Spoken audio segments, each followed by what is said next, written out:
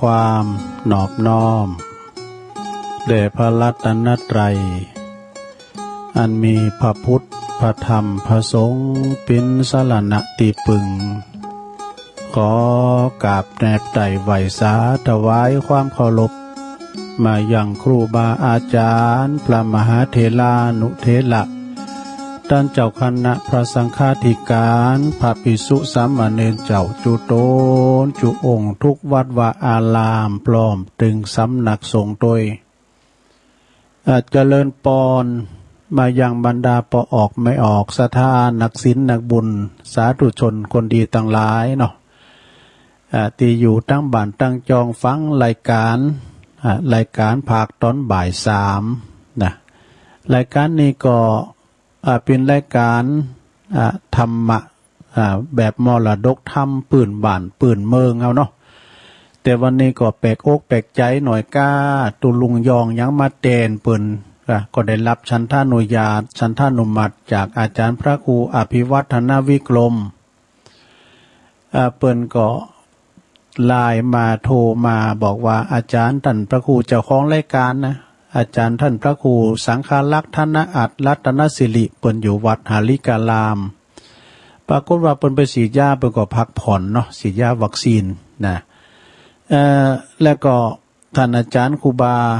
สีหมื่นเปิ้นก็เสียงแหบเสียงแหงไปก็ตุลุงก็เลยได้ตกได้แตนเปิ้นเน้อสะท่าเน้อไปฟังกายเสียงกันดู ได้รับชันทานุมัติจากอาจารย์พระครูอภิวัฒนวิกรมนะก็มาเป็นกูเป็นเกียมตุลุงก็เติมได้ไปไหนเนาะฝนก็ตกเจ้านี่ก็ย่างไปแล้วก็เลยมามาจากับปออกศรัทธาญาติโยมทั้งหลายที่อยู่ตั้งบ้านตั้งจองเนาะ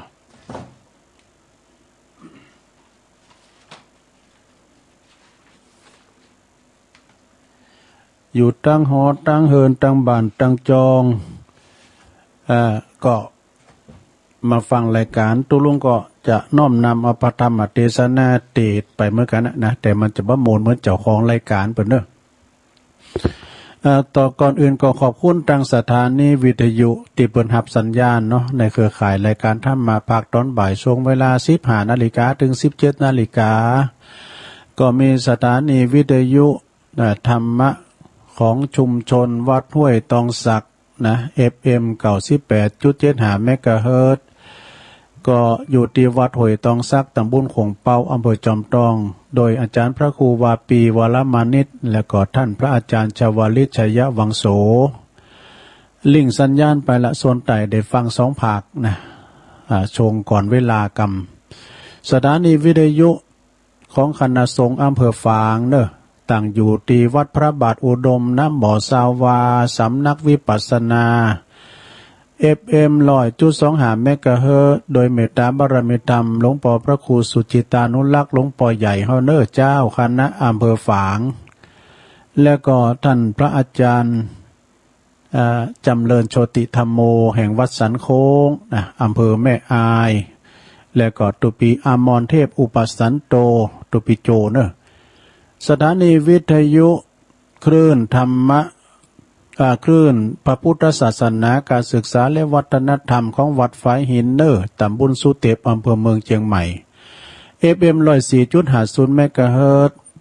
ของวัดฝายหินนี่ก็โดยเมตตาบารมีธรรมอาจารย์ท่านพระครูสมุวิสุวัฒน์วรกิจโจอาจารย์พระครูก็ลิงสัญญาณไปแล้วแล้วก็สถานีวิทยุมนเสียงธรรมตั้งอยู่ที่วัดบุพารามอำเภอแม่แจ่มเนอ FM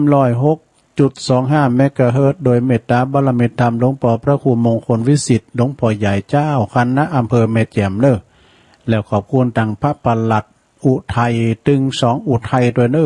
ลิงสัญญาณไปทางแม่แจ่มแล้วก็สถานีวิทยุบ้านทุ่งเรดิโอบ้านทุ่งเรดิโอนี่ก็FM 89.50 เมกะเฮิรตซ์นะจากอำเภอสันป่าตองของปดมพุทธวงศ์เนาะเปิ้นก็ถวายเวลามาเป็นเวลา1 ชั่วโมงก่อนถึง 4 โมงก็จะต้องขอบคุณคืนของปดมเนาะศรัทธาญาติโยมทั้งหลายวันนี้มาปะมาพบกันก็ตรงกับวัน วันพัดดี14แล้วเนาะพรำว่าปิ้นอันวันพระวันศีลโดยโอ้บัดเดี๋ยวนี้ก็เดินเก๋งออกมานี่8คำพรำว่าเป็นรองศีลสุดท้ายแล้วศรัทธาญาติโยมทั้งหลายศีลน่ะนี่ก็จะออกวาสากันแล้วนะออกวาสาละพระเจ้าก็เข้าสู่ฤดูกาลลัดตาลก็คือตอดกฐินกันเนี่ยนะแต่ละวัดในเปิ้นก็มีกฐินกะที่ตกไปก็จัดหลายเด้อติมรับก็ได้รับกฐินนี่นะเนาะก็เฮาก็ทำจิตทำใจระยะนี้ก็งดการกึดสร้างหางแป้งกันให้หน่อยนึงเนี่ยกันเนาะแต่ว่าเพิ่นก็ถึงสร้างกันอยู่ศรัทธาเพิ่นก็หอมกันนะหอมกันไปมันมีหนักก็หอมหน่อยก็ตามแต่เจตนาของเฮามันไปนะเหมือนเฮากินเฮาทานถึงวันเนี่ยเนาะเอาภาคต่างใต้ต่างภาคกลางก่อนน้ำท่วมแม่ก็ไปหันอุทกภัยเปิ้นก็เป็นดีอินดูกันน้ำท่วมเลยนะ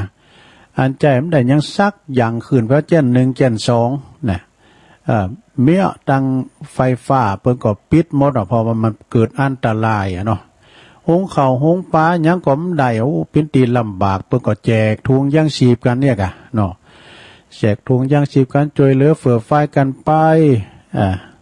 แจกถุงยางชีพกันกินกันไปเป็นขาเป็นมื้อไปแต่เปิ้นอยู่ตามบุญดอยก็ยังแคว้นน้อยเนาะน้ำท่วมบ่ถึงนี่นะก็น้ำท่วมเดือนมันก็มึนมันก็วาไปแล้วกันเดือนนะเนาะมาปบมาปะกันว่าในฐานะที่มาตกมาแตนเป็นกระเดก็จะเอามรดกธรรมมาเตดเหมือนกันเนาะมาเตดเหมือนกันแต่ก่อนอื่นก็เอาเกตธรรมเนี่ยไปก่อนเนาะเกตธรรมไปก่อนความเป็นคุณดีของคุณมีหาอย่างศรัทธาญาติโยมทั้งหลายมีหยังพอง1ข้อที่1เป็นลูกดีๆของพ่อของแม่อันนี้สำคัญกันแล้วลูกดีๆของพ่อของแม่ก็อยู่ถอยฟังกรรมเจอฟังพ่อแม่บ่ลึกบ่หนาเปิ้นว่าอยู่ก็อยู่เปิ้นว่าไปก็ไปอันนี้แหละเป็นคุณดีคุณดีเนาะคุณใดนะไผที่มีลูกมีเต่าลูกอยู่ถอยฟังกรรมเจอฟังกรรมพ่อแม่บ่ลึกบ่หนานะเปิ้นว่าพุทโธมันโมนอกโมนใจสุกอกสุขใจหรือเปิ้นถูกหวยรางวัลที่1เงินว่าก็เวลาลูกเอาถอยฟังกรรมไว้นะโอ้ก่อนหนักแก่ศรัทธานึกถึงบุญคุณของพ่อของแม่พระคุณของพ่อของแม่นี่ก็มีนักนาป้าป่านนะบุญคุณพ่อแม่เดี๋ยวนี้เอาไปหันข่าวก้ายนะเนาะลูกห้อมเดี๋ยวนี้ซ้ำเตก็บ่มีการที่ว่าเคารพยำเกรงพ่อแม่ซ้ำพองก็ด่าพ่อด่าแม่นะอันนี้จะเป็นบาปศรัทธาเนี่ยอันนี้เป็นพระเจ้าคินเนาะอันนี้คือเป็นลูกดีของพ่อของแม่ข้อที่1ข้อที่2เปิ้นว่าเป็นลูกศิษย์ดีของครูบาอาจารย์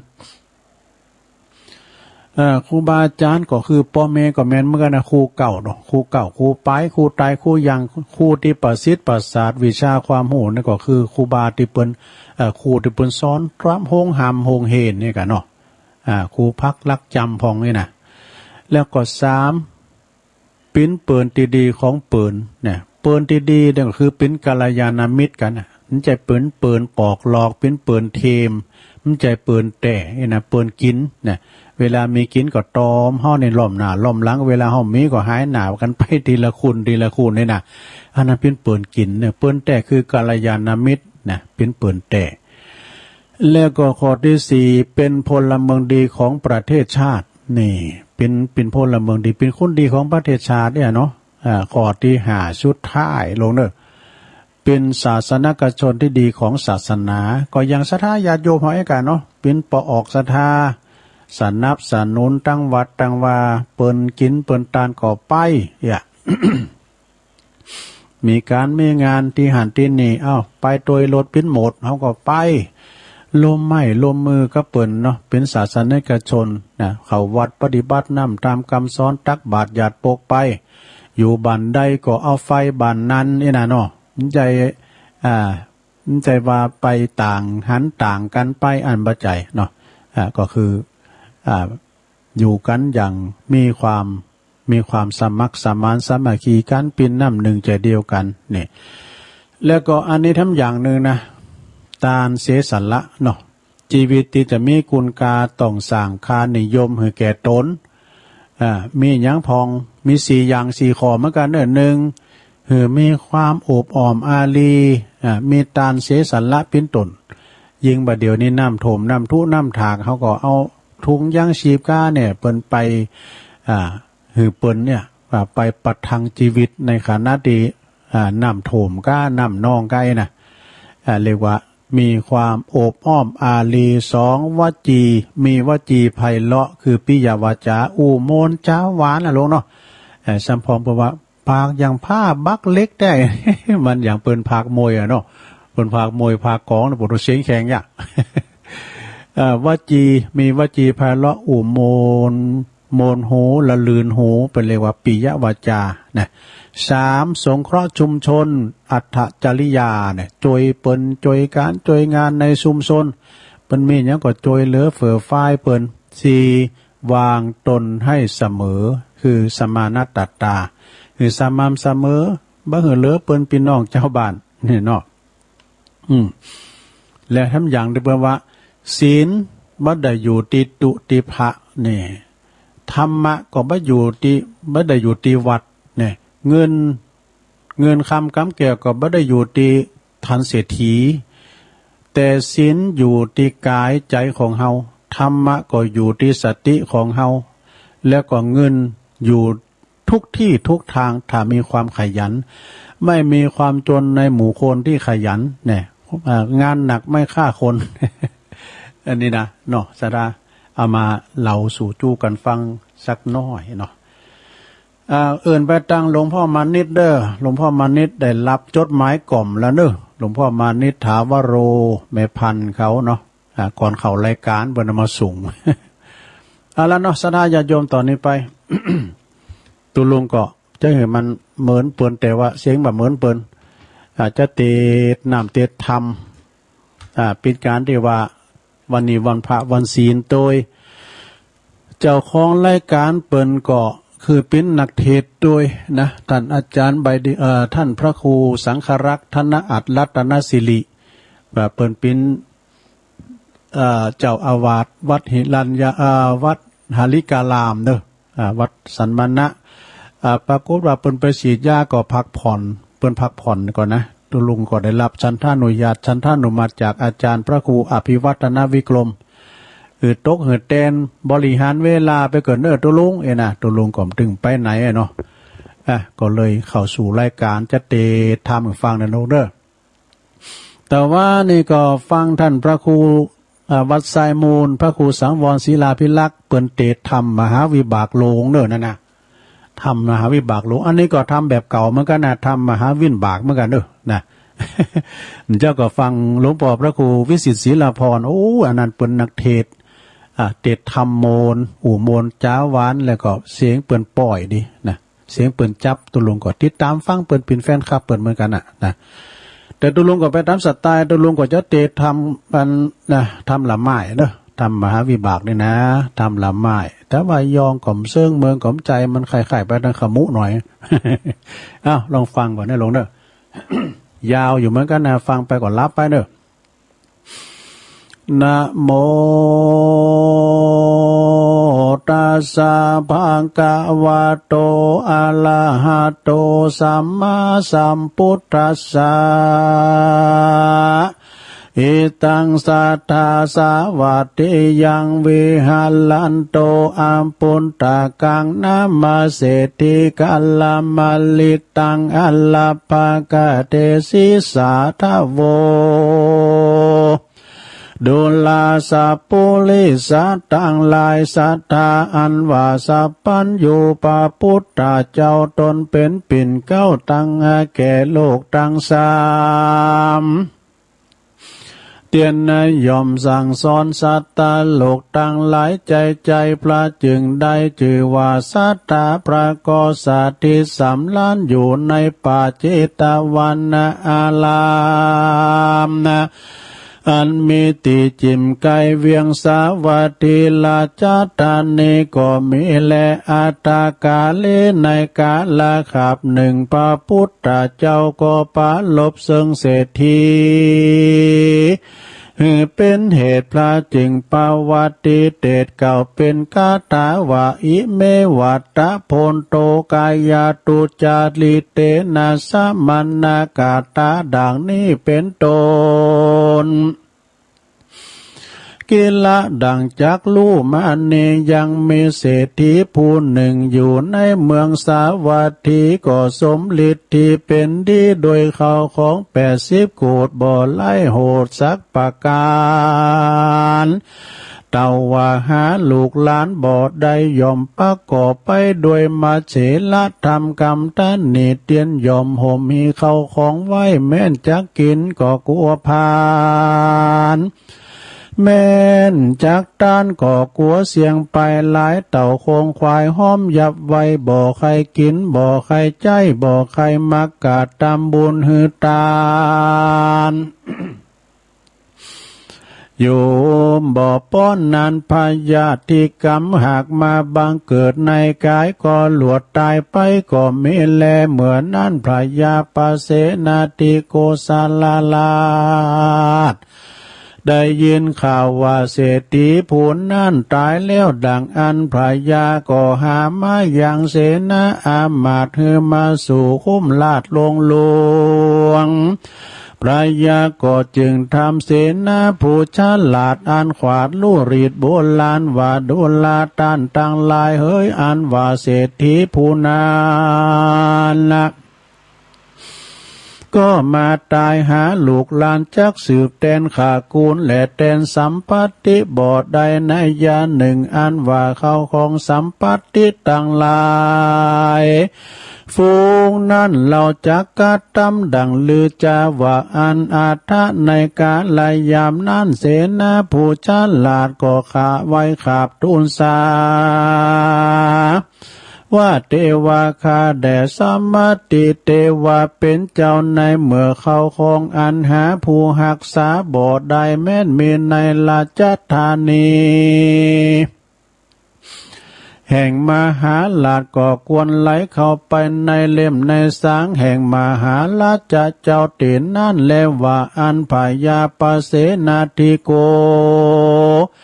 สัลละก็ฮือเสนาลาจาปุลิสาไปนำเอามาไว้ในสางประมาณว่าได้7 วันจึงเมียนเสียงหันและอาเทกติวาสังสัตตสันติกังในวันทวน7 บัวละมวลแล้วในวันทวน8พระยาจึงไปอุปถากไว้สาพระพุทธเจ้าโดยคาลาวะคบยามแล้วพระพุทธเจ้าก็จึงถามพระยาว่ามหาราชาดุลามหาลาชเหตุใดจึงนั้นมาสู่สำนักพระตถาคตนั่นจาร้อยว่ามีปริโภคอย่างใดจะเหมือนนั้นพระยาจึงไว้สาว่าปันเตภกวากาแด่พระพุทธเจ้าก็ยังมีเศรษฐีผู้หนึ่งก็มาตายเสียหันแลหาลูกหลานจักสืบแตนขากูลและแตนสัมปติบ่ได้ผู้ค้าจึงฮือปาลีวันไปคน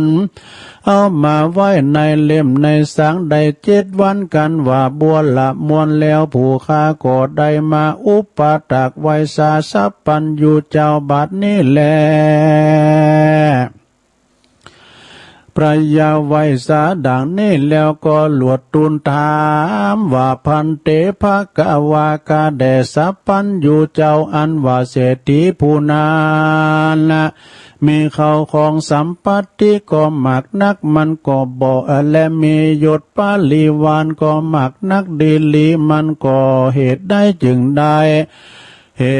ตุใดจึงหาลูกหลานบ่ได้แม้นมีเขาของสัมปัตติก็หมักมันก็บ่อาจจักบริโภคได้สันนั่นจา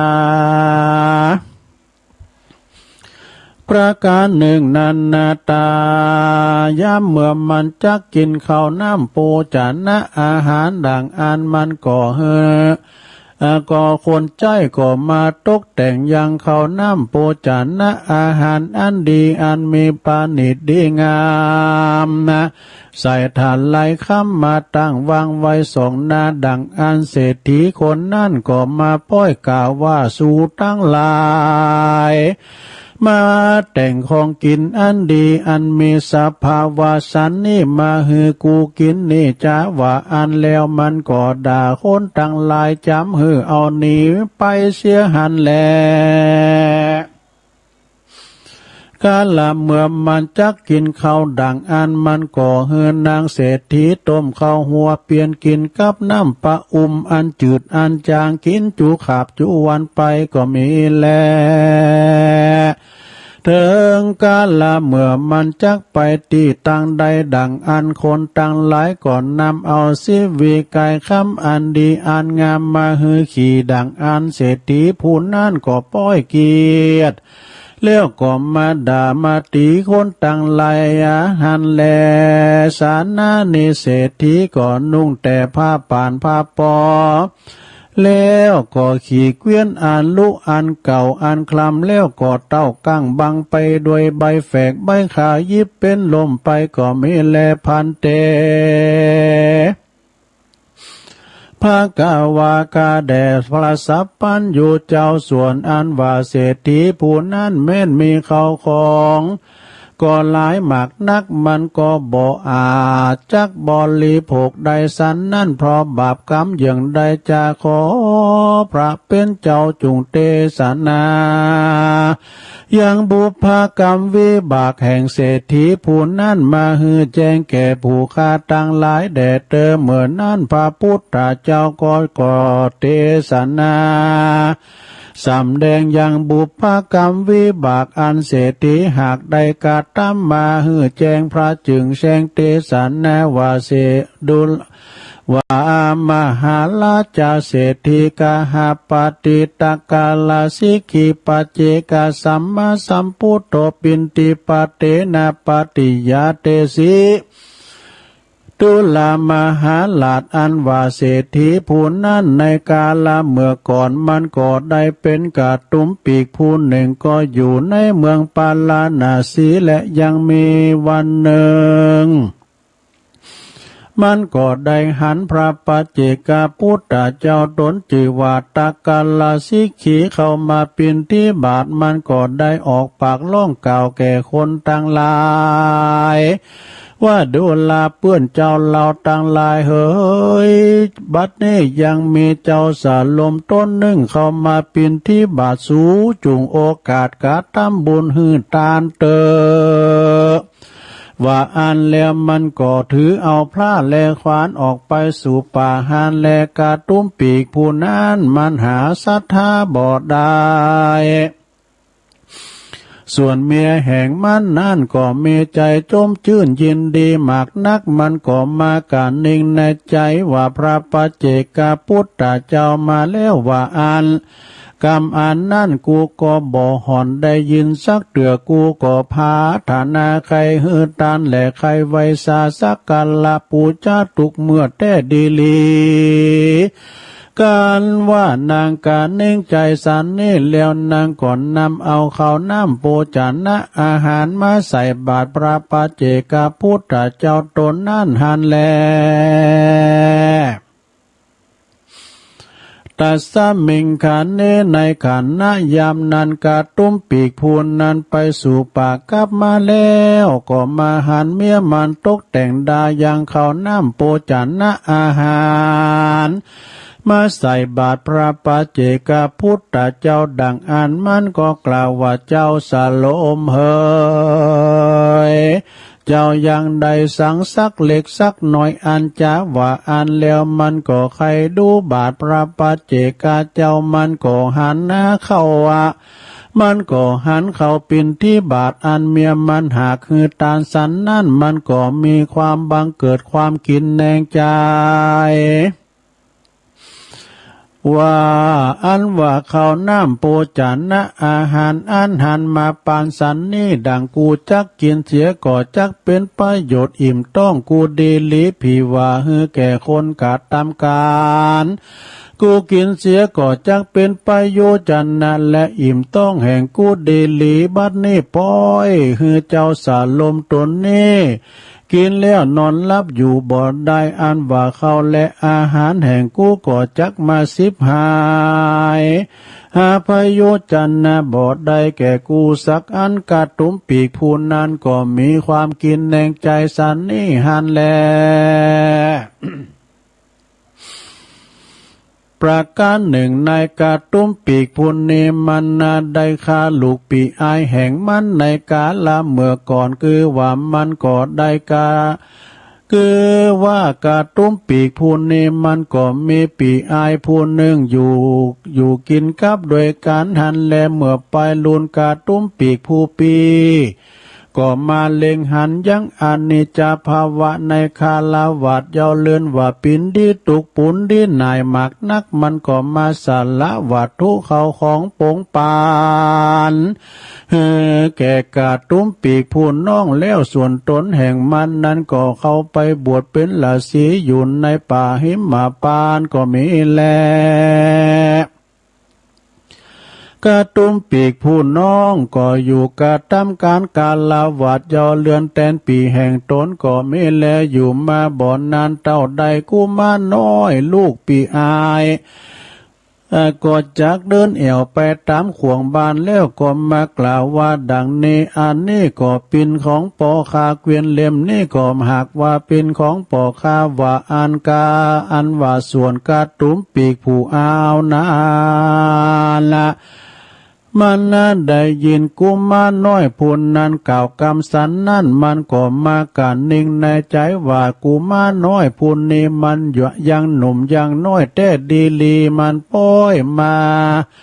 กล่าวคำสันนี่จ้าพี่ว่ามันมีวัยยาขึ้นใหญ่มันมาแล้วมันจักเยะดังลืออันว่าแม่นว่าวัตถุเขาของตั้งหลายฝูงนี่มันก็จักเอาเสีย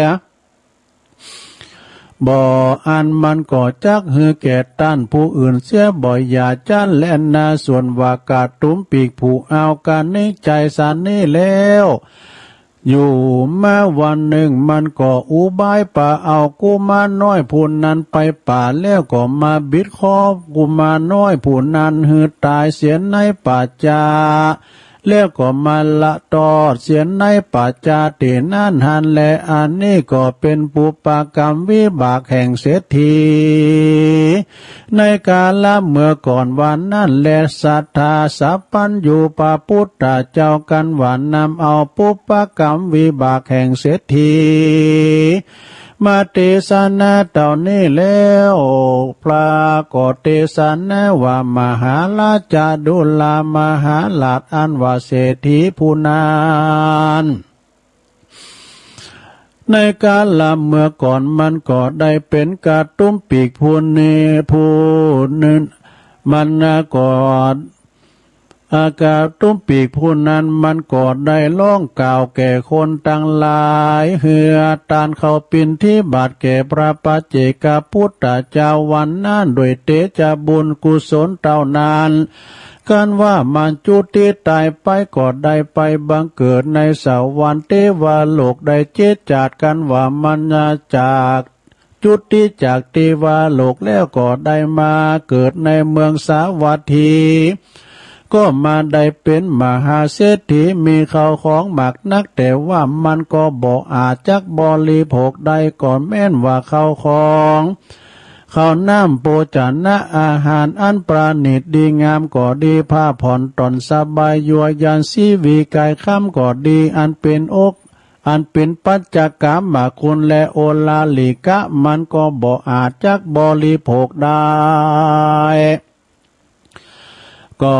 โดยปาปกรรมอันมันได้กินแหน่งใจเสียได้เขาปินที่บาทอันเมียมันหากคือตานแก่พระปัจเจกพุทธเจ้าวันนั่นหันแล ภาการหนึ่งนั้นเศรษฐีผู้นั้นมี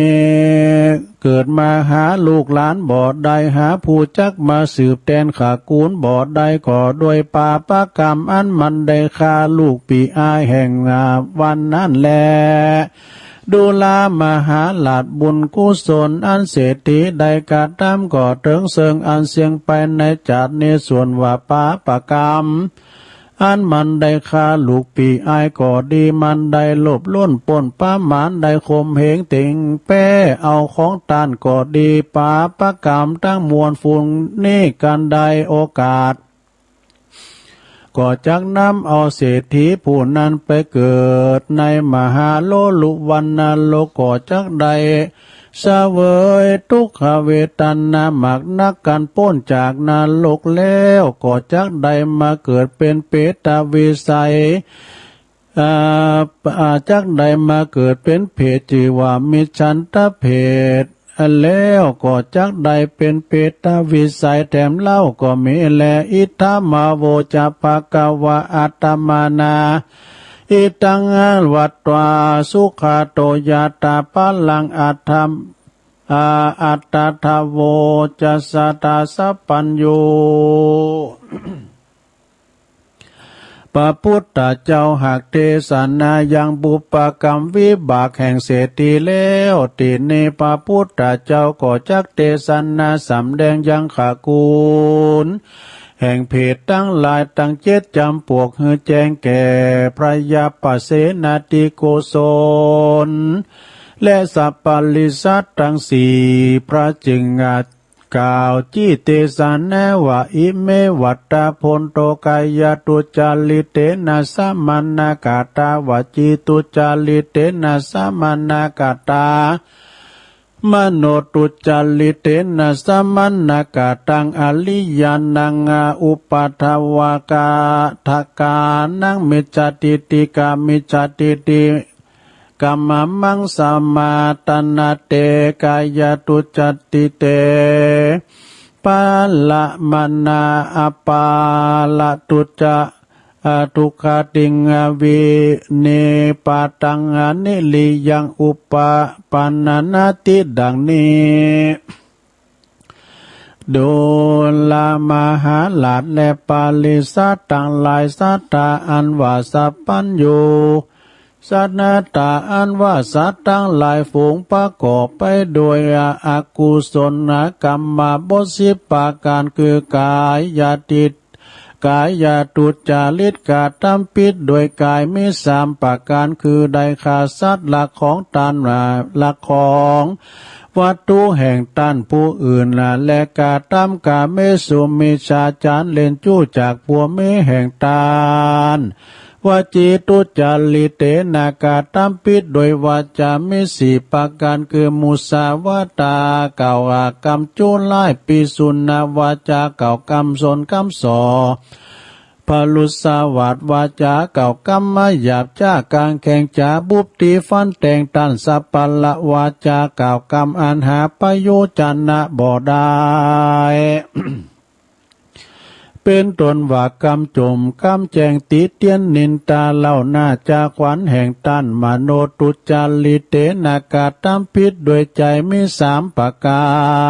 รมีอวิคืออวิชชาโลภอาภิญญาชาโลภเอาเข้าของแห่งตันเป็นตนว่าโลภเอาของเขตบ้านเรือนไล่นาเขตวัดวาอารามฝูงนี้การตายจากนี้เป็นคนก่อจักใดไปเกิดเป็นวอกเป็นกลางก็มีแล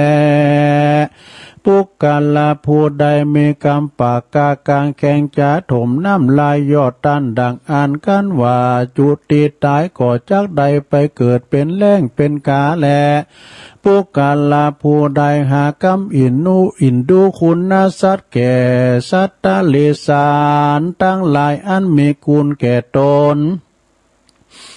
เป็นตนว่าจ้างม้างัวควายก็ดียอมคำคาลาวีคาบุบตีดังอ่าน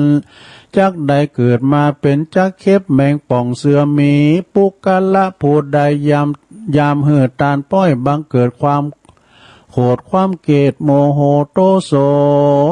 ดังอาณาเตียนาย่อมจะเกิดมาในขากูลวงศาอันเป็นขลุดนาคมีตัวฤทธิกาแข็งหมากนักแลปุกกัลลาผู้ใดประกอบไปโดยกรรมนาสาหาวบ่หูจักกุลปอกุลแมนและก็ประมาทเกี่ยวเจ้าตั้งสามดังอันก่อจักได้เกิดมาเป็นมาก็มีแลโดยเตโดยกรรมวิบากยอมตกแต่งหือสัตว์ตั้งหลายฝูงใดกาตั้มหือกาบใดบางเกิดในขากูลสัตว์ตั้งหลายดังพระสังฆายานาจารย์หากจักนำมาสัตตกาสำแดงตามบาทบาลีธรรมพระพุทธเจ้าว่าอิลิยานังอุปวาตการนั่งดังนี้ก็มีโดยปากการดังกล่าวมานี้แหละนามหาวิปากสัมมาตัง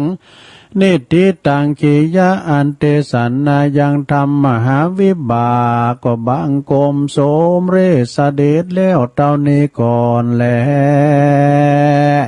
สาธุสาธุสาธุหมื่นเหมือนกันนะลงเนี่ยรับมาแล้วก็เป็นถ้ำมหาวิบากนะลงนะนี่แบบเก่านะเนี่ยนะแบบเก่าแต่ทั้งพระครูเนี่ยเป็นหลายผูกเนาะอันนี้มันผูกเดียวจบโอ้มันมีหนีสัปปะในสดาเนาะกระตุ้มปีกผูนานเนี่ยเปิ้นนั้นหันพระปัจเจกพุทธเจ้ามาบิณฑบาตขนาดออกปากบอกเปิ้นตามกล้องหน่อยใหญ่นะประมากุมเข่านึงนี่นะปาการสอนหยังมาใส่บาตรเด้อตัวเจ้ามากุมเข่านะบอกอิ่มได้นี่นะแล้วขึ้นมีเจตนาใส่บาตรกำเอาผ่าเอาขวานไปซอห้ารูแพะป่าบ่แล้วก็มีเปิดขึ้นว่าไข่ตาลเนี่ยเอาเข่ามาใส่บาตรตัสมิงคะเนกระตุ้มปีกผู้นั้นปีกไปป่าปีกมาไปหันมีมันใส่เข่าบาตรไปไข่บ่ฟ้าบาตร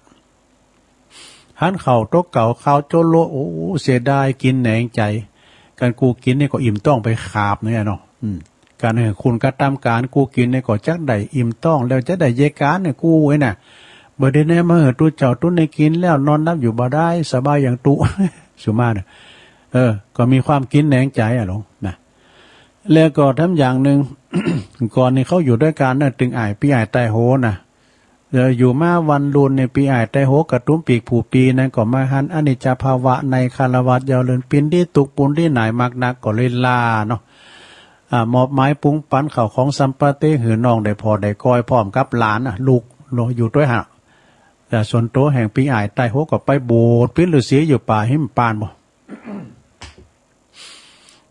อยู่มาเมืองเขาละอ่อนนั้นใหญ่นากาบ้านเนาะแต่เอาไปตามโคงบ้านอันนี้ก็เป็นของอีปอเนอนะล่อคันนี้ก็เป็นของอีปอเนอนะเนาะมันจะห่ำแม่เนาะรถแมคโครรถอีรถอัน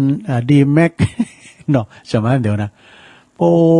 เอามันเนาะหน้ามันเนาะมันโอ้ละอ่อนคนเนี่ยกูมาหน่อยเนี่ยมาอู่ยังอี้นะแถมหน่อยมันใหญ่มากมันจะเอาไอ้มดจ้าไอ้นะมีความระแวงดูค้างหอหลานนะกันมันเอากับมันตันผู้อื่นในมดจ้าเนี่ยอยู่ไม่หันวันหนึ่งมันก็โจกูมาหน่อยหลานเมืองไอ้เมืองไปตัวเอาไปโซเฮ็ดบ่ ไปโซเฮ็ดพวกแพะว่าไอ้นะไปถึงกลางแพะกลางป่าบิดคอละอ่อนตายแล้วก็สาเหตุที่ว่ามีลูกมีเต่ามันได้ฆ่าลูกปีอ้ายของมันเนี่ยนะแล้วมันบอกถึงคนต่างหลายมาใส่บาตรโดยวัจีเป็นกรรมต่ออันนะโดยออกปากนะเป็นบุญกุศลได้ไปบังเกิดในเมืองสวรรค์นะได้เจ็ดจาดกันว่าหมดบุญจากเมืองสวรรค์ก็ได้มาเกิดในเป็นมนุษย์สโลกมงคลในเมืองสาวัตถีปารณสีเนี่ยนะเป็นมหาเศรษฐีหลงเนาะแต่ว่าเศรษฐีตุกอยากจะกินก็โกผานจัดต้านก็โกเสงเวลาเปิ้นแปลงอาหารจะดีจะลำบดโอ้ยอันนี้ส้มโอ้เนี่ยอันนี้อันปลาจอมเลยนะเนาะอันนี้จอพักปังในเนาะพอเอามาหือแล้วว่าโอ้สู้เขานี่มาให้มันกินอันดีอันงามเลยชิบหายก็อยากกินชิบกินหายก็อะไรบนนี้ไปว่าแล้วกันจะกินข้าวนี่หือนางเศรษฐีตุ่มข้าวโหเขาเปลี่ยนกินกับน้ำปลาอันจืดอันจางเนี่ยกะ กินจูขาบจูวันก็มีแหละเวลาเปิ้นเอารถเอาล่อให้เนาะเอามาใส่อันดีอันงามก็เดินเนื้อเปิ้นนะแล้วตัวเก่าก็ขี่เกวียนขี่อันล่ออันกุอันลุอันเก่าอันคลำไปนะก็ไปยิบปิ้นลุมไปก็มีนะอันนี้เป็นบุพกรรมวิบากของเศรษฐีเนอะขนาดตายไปนะสดายาโยม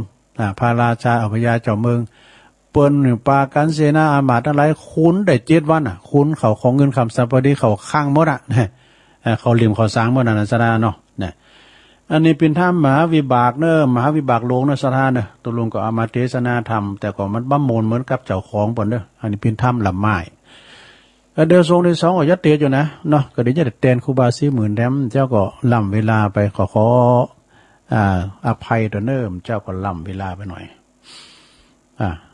ตอนนี้ไปก็เวลาอันน้อยนิดนี่ตัวลุงจะลองเปิดสายนะลุงเนอะเหลือเวลาทั้ง6 นาที7 นาทีก่อนที่จะล่าของคืนปดมบ้านทุ่งเรดิโอนะเนาะแล้วก็จะพักกำเดียวต่อจากนั้นก็มาเข้าสู่ชั่วโมงที่2ชั่วโมงที่2ก็จะมาเทศธรรมเหมือนกันพระตั้งหลวงพ่อเด้อหลวงพ่อมานิตถาวโลได้รับจดหมายกล่อมแล้วนะฟังอยู่จ้ะแล้ววันพุธเจ้าก็จะเทศธรรมอาจจะเทศธรรมหือแม่คำมูลนวลตาเด้อพร้อมขอบโคเปิ้นอยู่บ้านย่าปลายตำบลโบกก้างอำเภอสันกำแพงเด้อเปิดเป็นเจ้าภาพเทศธรรมอ้าวสายนี่มาละเจริญปอนเจริญปอนไม่ออกเด้อโอ้ยังโลยังบ่ได้ฟังชื่อลุงและฟังรับแม่ทองสันป่าแดงเนาะนอนรับเนาะสันป่าแดงฟังแล้วเนาะฝังชัดเจนดีเนาะแม่มันรับแล้วก็เดี๋ยวมันรับไปยินดี4 โมงสายแล้วลุงจบกันได้ยินดีพวกเจ้าฟังแถมพวกเจ้ามาอยู่เนาะขอบคุณนี่ก็ดีจ้ะนี่แบบทำลำไม้ทำนี่มันยาวหน่อยยินดีแม่ทองเด้อก็ได้ก็ตุลุงเนี่ยกะลุงเจ้าสาธุแม่ทองสันปัดแดงบนนี้นะฝางบนน่ะเจริญปอนโอ้โหครับปลงวินนะแม่ออสเลยล่ะปลงวินเนาะสันขีดเล็กเริ่มมาแล้วอย่างชักจะไปอย่างเยี่ยมเลยฝนตกลงตะบุน่ะตอนนี้ก็ตกหน่อยนึงเจ้าตกบากันลุ่มร่มเจ้าตกนึกว่าเอาลันเนอร์ลูกที่2นั่นต่อยฝุ่นราทันเนี่ยปนันพันก็สุมาเด้อขอโทษปนันพันดอนใจเนาะทาดอนใจไม่ออนเลยว่ะอันนี้ปนันพันเนี่ยเนาะอันนี้ตอนนั้นฟังเจ้าละเนาะปนันพันทาดอนใจอันปุ่นอันไม่ออนเนาะไม่ออนยินดีในปนันเนอะปนันพันไม่ออนจ้าตุเสียงเหมือนหลายคุณเหมือนโปรลงวินโดยเหมือนปนันปั้นเตียนทาดอนใจโดยโอ้มันได้ประโยชน์โทษไหมเตือนนะปนันปนันทาปนันทาบุญปุญอยู่ไม่อ่อนบุญนะปนันพันจากนมัสการไวสาตัวเบียครับผมตัวผมได้ยินหลวงพ่อพระครูวัดอย่างในก้าสันปะตองเพศคำมหาวิบากหลวงครับนั่นกันนั่นมันมีหลายผูกด้วยนะมันติดตัวเมืองครับตัวลานสี่ครับแม่น่ะมันกลไกมาม่วนครับมันเห็นนะว่าผมโทรมาครับมีโอกาสอย่างนี้กีฬาวิซีครับนั่นกันโอ้ที่ฟังตุลุงผมมันครับอันนี้ก็ฟังพิญญาณวันนี้ครับก็เลยเซิร์ฟตุลุงเทศไงอันเทศทำอยู่เนาะวันนี้เนาะครับนี่ผมเทศ2 พวกผมเทศทั้ง2ครับต้องมาจะเป็นทั้ง2นะครับมันเหมือนยาวเหมือนสั้นเลยครับก็โทรหาตุลุงว่าผมได้ยินพอดีผมฟังหลวงพ่อเทศทำเรื่องไหนมหาวิบากหลวง นะครับต้องว่า ผมก็ปกติกับเดือนนั้นผมมาโทรผมพูดบนถึงแกแต่ว่าอายุ70 ปีล่ะเต้เสียงดีโอ้เสียงดีนะปโตบนปินดักเทศอย่างพระครูเถิดสุดยอดแต่ผมม่วงเลยบ่เอาสบายดีครับน้องโอ้สบายดีครับพี่สบายดีเมื่อเราป้ากันได้เอามันขี่คายเก่งกันเลยก็มีโอกาสมีหลายขี่คายก่อนเนาะมันก็บ่มีหลายตุลุงที่ครับมีบุคลากรนะผมก็ว่าที่ตัวสุดโตนะครับครับก็เรียกว่านี่กันนะที่ปนันพันวัดใหม่แบบประหารนะครับนะครับปนันพันปนันพันพระอาจารย์เก่าครับปนันพันวัดประหารครับไว้สาแล้วครับกันแล้วสาแล้วครับไว้สาครับสาตุปีสมเพชรเนอร์นี่นะปัญญาโนเป็นอยู่วัดป่าไผ่บ่อทองตุลุงเจริญปอนแม่พันนะเจ้าฟันยูเนอร์แม่พันป่าบงป่าบงฝางป่าบงเวงวันนี้ตุลุงมาเมื่อวันเนาะมันเต้นบนจ้ะมาเต้นบนเจ้าได้ละลุงเตะกับม่วนอยู่ทำมาวินบาปเหมือนกันนะแต่ว่ามันคุณอย่างทั้งทำตัวอย่างฟังอยู่ในเจ้าตุลุงเป็นกำลังใจนะเจ้าไปสาเจ้าสาธุแม่พัน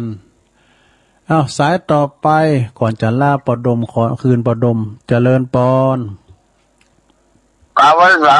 ตุลุงมาแล้วปอบุญเมเมืองกลางมาแล้วครับโอ้เมืองกลางคือฝนตกกันนะตกอะตกลุ่มด้วยแล้วมันตกหมดเลยเดี๋ยวย่างไปแล้วเนี่ยกำลังมืดอยู่รับแบบชัดเจนนะครับเลิกไม่มาจากนั่งเลิกกับวันสาตกกันเจ้าตกอะตกละอย่างไปแล้วอันพวกเจ้าก็มาอยู่เนาะพวกเจ้าก็ตามเวลาเดิมน่ะเจริญปอนเจ้าไว้สักเจ้าเท่านั้นโอ้จันสีเจ้าตกอะบทต้นลุ่มด้วยว่ะแล้วว่าเอาไอ้กาไอ้เนาะบทมาได้บทตุ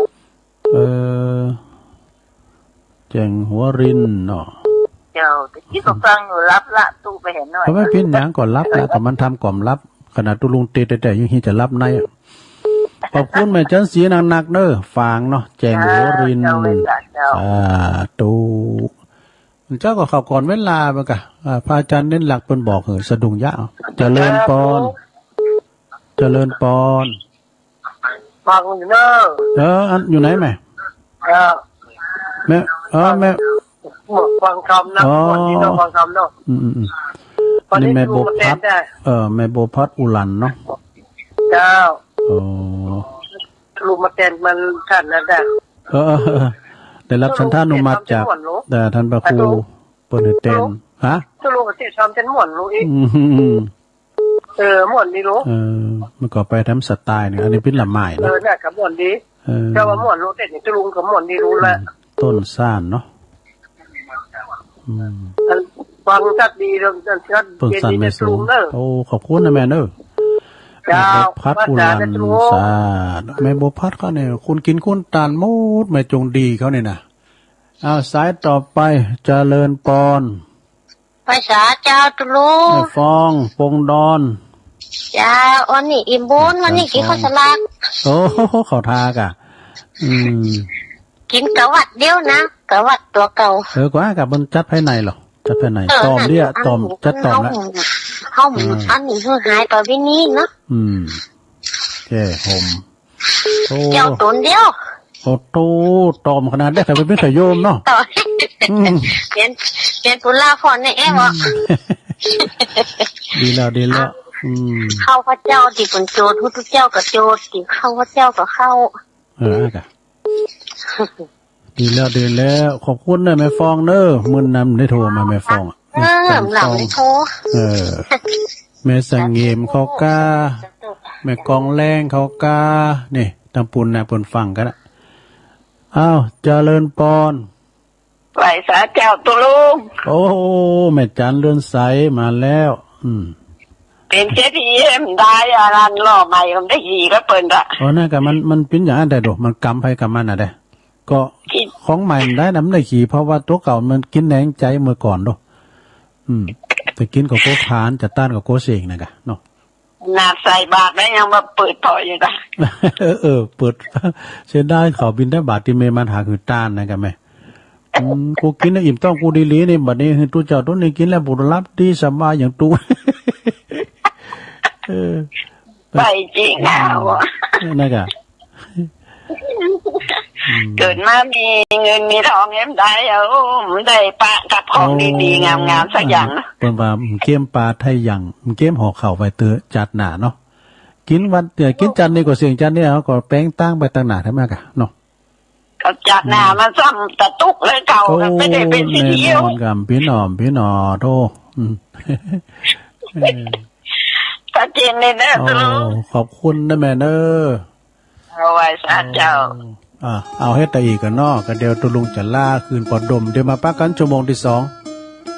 ก็ได้สอนนิทานมาอยู่นะเนาะเจ้าฟ้าประกรรมแล้วขอบคุณปอดดมเนอขึ้นบ้านทุ่งเรดิโอวันนี้ก็ตุลุงก็มาเป็นตัวแทนเปิ่นเนอผิดพลาดประการได้ก็สุมาอภัยโดยเนาะพักคำเดียวกันเนอขอบคุณปอดมนะอยู่ที่มิซูเนอปอดมเนอขึ้นบ้านทุ่งเรดิโอพักแป๊บเดียวเนอเจริญปอน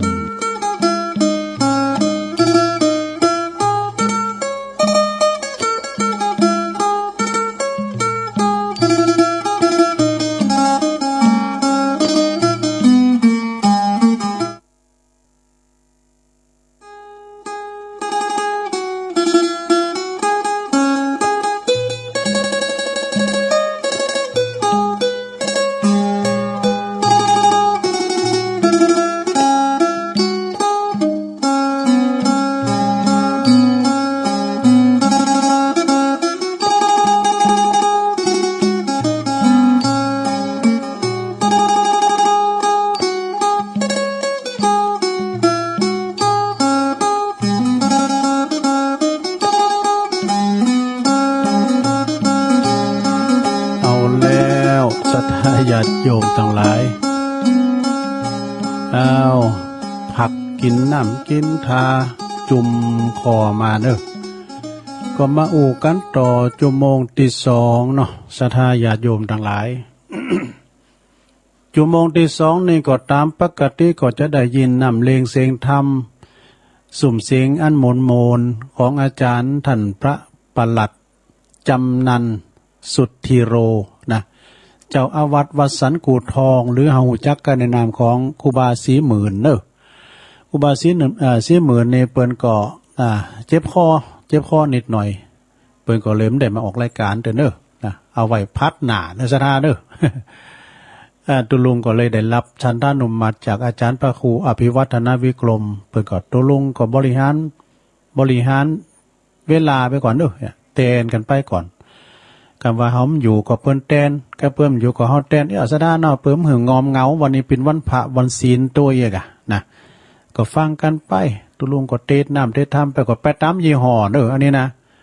ถ้าเกิดมันเสียงอ่อนเสียงหวานอย่างเปิ้นทั้งหลายเนี่ยไม่ออกมันก็เสียงมาอย่างเอี้ยยื้อมัน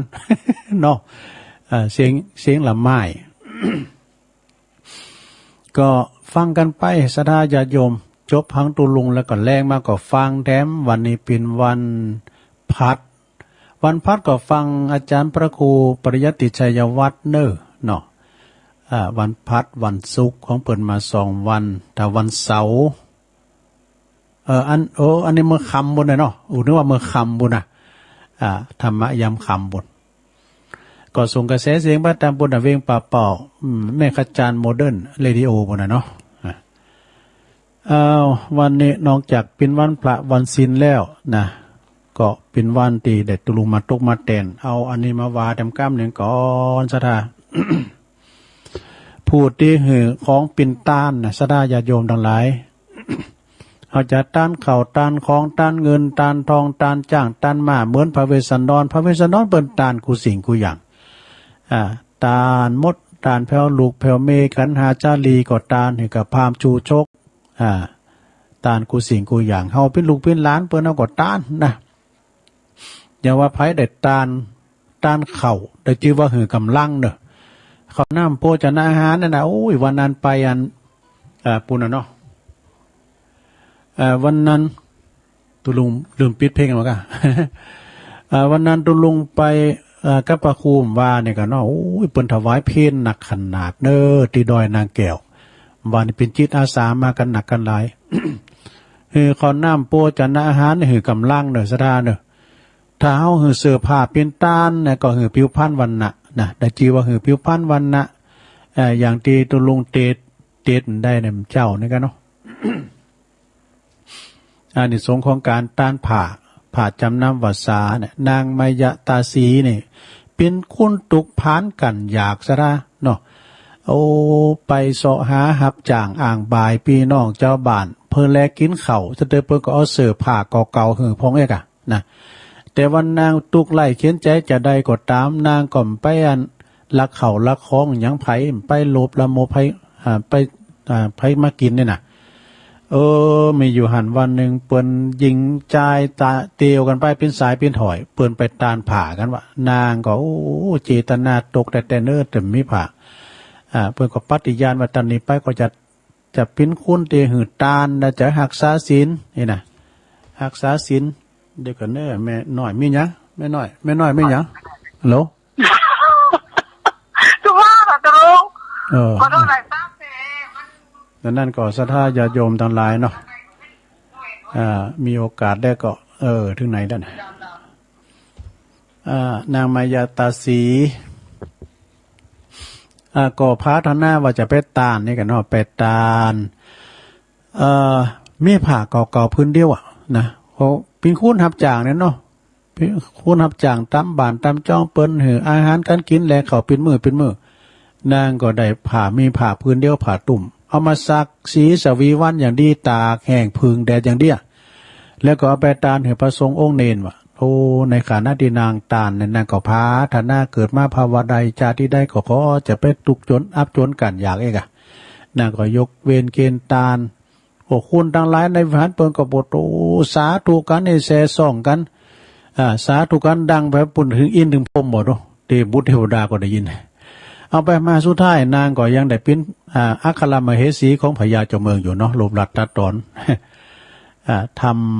ำอานิสงส์ในการต้านผ่าฉะนั้นก็ออกสารในประโยชน์ต้านผ่ากันด้วยซะได้เนอะผ่าเลื้งเนี่ยค่ะผ่าจำน้ำวาสาผ่าวาสากันนี่นะต้านเสือต้านผ่านี่ก็หมายความว่าหือผิวพรรณวันนะแต่ว่าต้านยานนี่หือความสุขเนอะชื่อว่าหือความสุขต้านยานนี่ก็หลายอย่างนะต้านยานเนี่ยรองเท้านี่ก็แมนยานนะเนาะปุถโธการภัยต้านแคบเป็นอะไรเนอะมันเป็นบุญแต่ต้านแคบเนี่ยนะเพราะว่า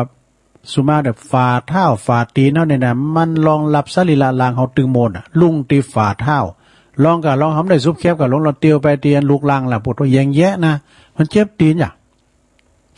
ฉะนั้นไปต้านแคบไปนะ ต้านรองเท้าเพื่อว่าเป็นการต้านยานทำยานนี่ก็ยานคือโยดยานพาหนะต้านรถทำเนาะเนาะต้านรถนะแล้วก็ภัยต้านปฏิบเตียนไฟในต้านได้ชื่อว่าต้านจักษุนี่มีตาใสเป่งแจ่งเน้อศรัทธาญาติโยมทั้งหลายอย่างคุณบางคุณพอเฒ่าแก่แลมอนมาแต่บางคุณเพิ่มได้ใจเวียนนะตุลุงมาสังเกตบอกครูบาดอยนะตุลุงดอยพระครูปฏิภาณธรรมทินเพิ่มใจเวียนเนาะเอาพอเพิ่นอ่านหนังสือนะมันเป็นใจเวียนใจเวียนเนาะโหตกันเฮาเนี่ย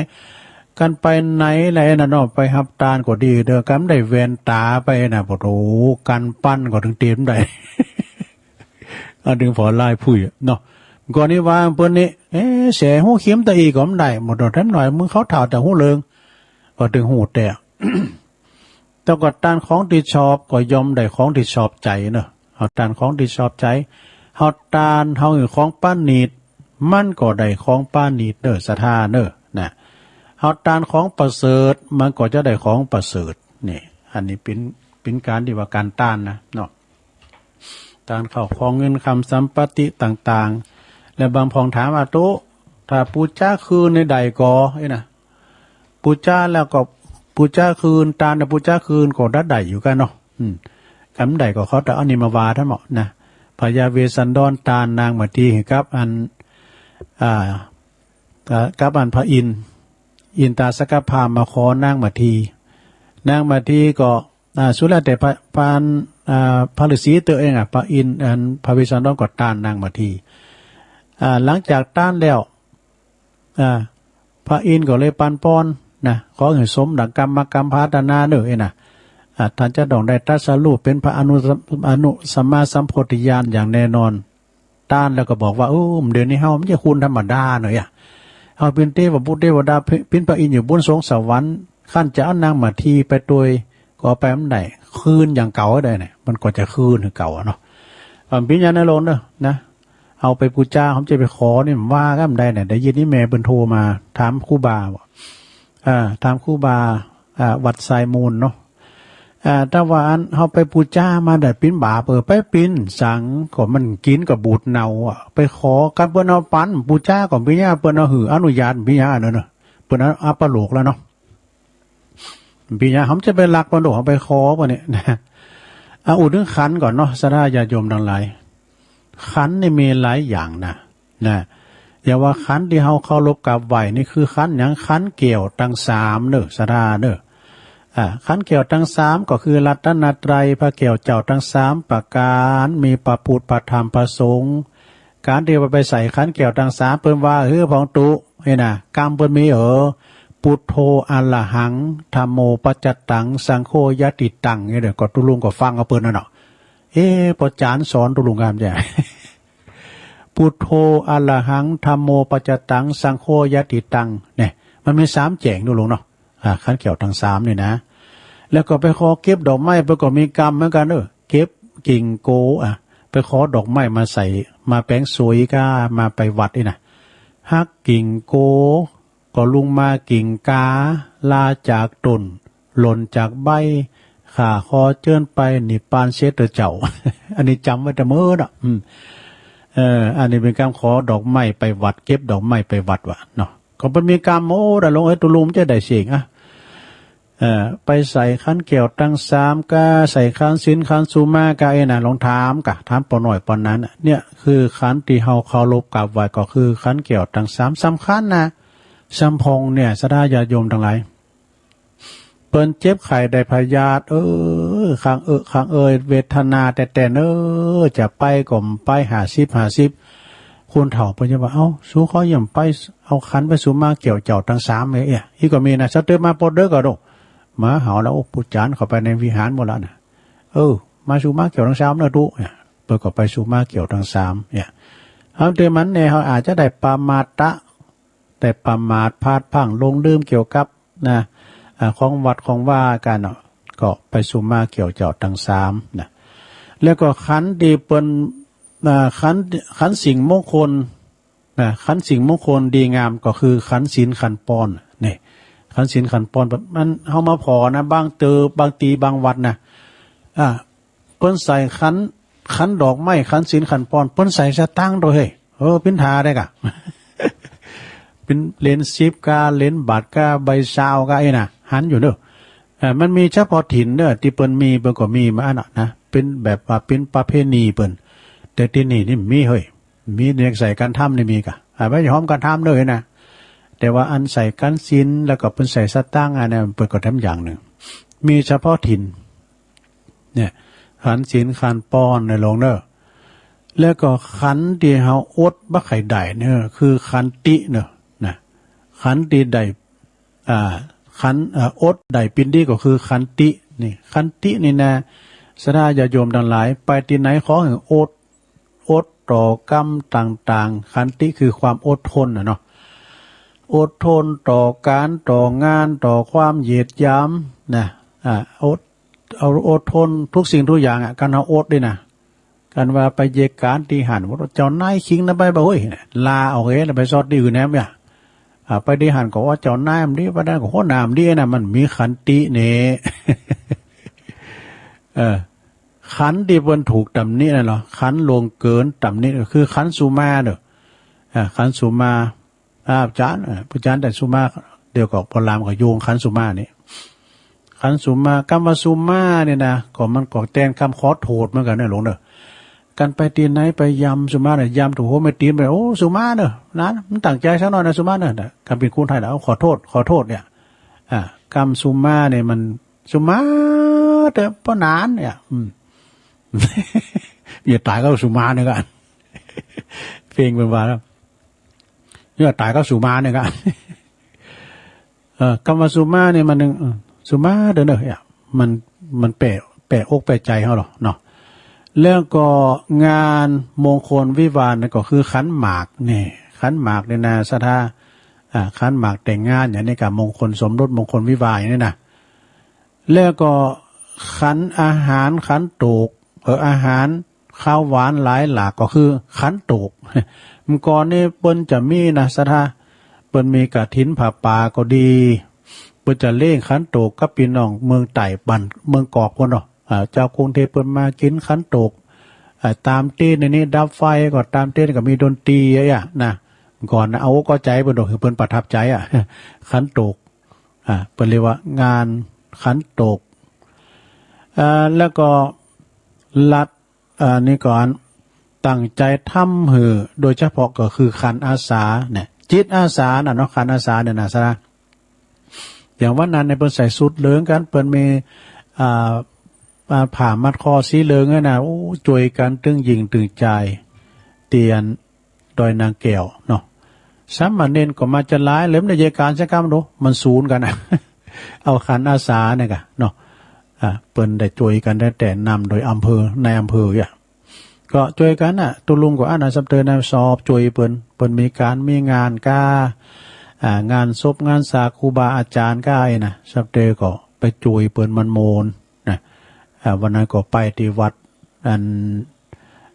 ช้างขาหน่อยนะไปช่วยงานศพของตุลุงแสงก็คุณก็จะหลายฝุ่นตกลงไปได้มันฝุ่นมันคำบนนั้นไป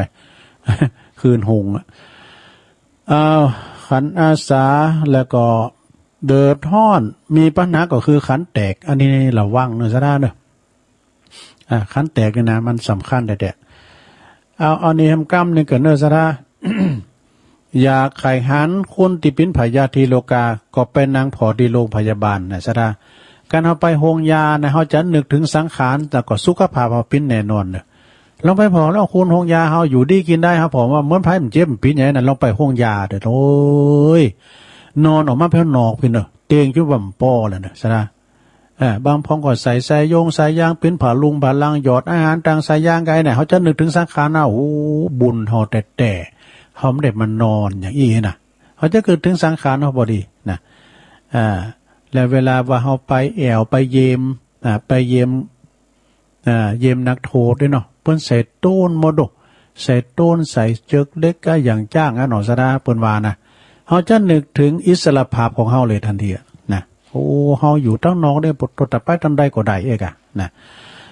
แล้วก็เฮาไข่หันรถลายโยดยานพาหนะก็ไปนั่งอยู่ข้างหุ่นตั้งถนนน่ะหรอรถมอสดอย่างบีบินเนอะสะดาเนอะว่าก็ไปปุ่นนะโอ้รถในเวลามันไฟแดงกำมันน่ะติดเป็นกิโลนะลุงโอ้รถนักนะก็มันไฟเขียวนะปุดออกไปก็จะบีบินไผ่ฟังไผ่เนอะ แล้วก็ไข่หันผลบุญกุศลน่ะไปนั่งจำศีลกินตานหน้าพระเจ้าหลวงในวิหารบุญนะหน้าพระเจ้าหลวงในวิหารน่ะกินตานไปซะท่าการเขาไปวัดไปไหว้น่ะก็ไปจำศีลภาวนากินต้านที่วัดที่ว่าไปตานขันเขาขันน้ำนะเลือดทำศีลหนึ่งหน่อยซะได้เพื่อจะไปตานกู้เขาหือปอหือแม่ญาติกาวงศาเนาะเปิ้นว่าออมสาก็เปิ้นก็ยังตานขันเขากันอยู่นะภายที่ตกหลุนก็ดีก็ไปตานตานไปหาใจอยากฆ่ากูนผีไต้เก่าเนามึนปิ้นตีเขาเจ้าตั้งหลายลงรับดับขันไปสู่ปาราโลกไปน่ะเพราะคุณเฮาในที่ตายไปแล้วสามารถที่จะมาลุกหนึ่งเขาเป่าไฟเบือนเฮาตั้งหลายได้นอกจากว่าลูกหลานต้านไปหาเนี่ยเมื่อก่อนเนี่ยคนถามกันถามครูบาอาจารย์ถามตุลุงคนจะตอบได้ก็เอาเปิ้นมาวานเวลาโผตายเมตานหามได้กินก็ฮื้ออะไรมันได้กินตื่นมื้อตื่นวันก็ได้กินย้อนเปิ้นน่ะเนาะมันจะฮื้อมันจะคือจะจ้า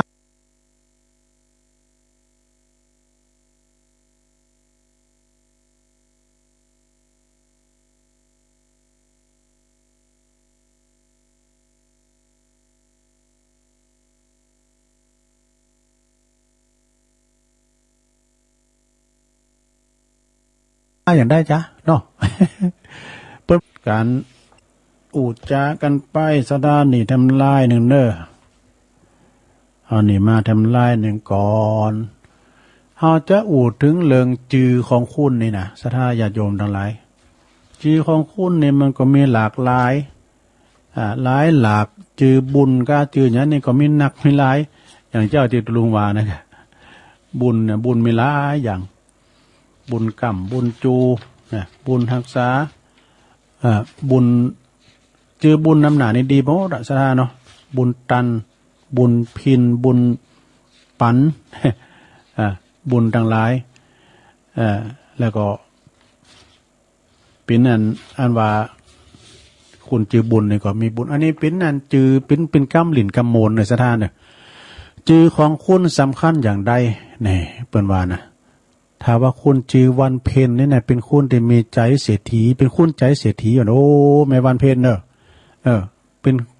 จะเป็นคุณใจเศรษฐี อันนี้เป็นกำโมนกำงานฟังอโมนให้เรานะคุณจือวันดีเหรอเนี่ยอุ้ยวันดีฟังเนอะคุณจือวันดีก็จะเป็นคุณใจหวานนี่คุณใจหวานนะแล้วก็คุณจือวันงานเหรอจือคุณวันงานก็มีนะจะเป็นคุณใจสูงเนี่ยไม่ใช่แจ๊ดแต้มนะใจสูงคุณจะจือคำมูลเนี่ยเป็นนั้นคำมูลฟังเนอะคุณจือคำมูลก็จะเป็นคุณดีเป็นคุณใจบ่มองนะคือใจใหญ่ใจบ่มองใจบันเทิงไอ้เนาะมองก็คือมันโศกเศร้าเงามองอ่ะแล้วคุณจือคำก่อนนี่เหรอจือคำก่อนนี่จะเป็นคนที่มีใจเบิกบานวะ มีใจจืดบานนี่แล้วคุณจือคำปันอะไรไม่ฟังไม่คำปันเด้อสาวสันปิ้งฟังเด้อ คุณจือคำปันที่เป็นคุณใจกว้างบดโตใจกว้างได้ไหมคำปันนี่ก็มีหลายนะแล้วคุณจือลำพันนี่เหรอลำพันก็จะเป็นคนที่ใจประเสริฐนะเหมาะ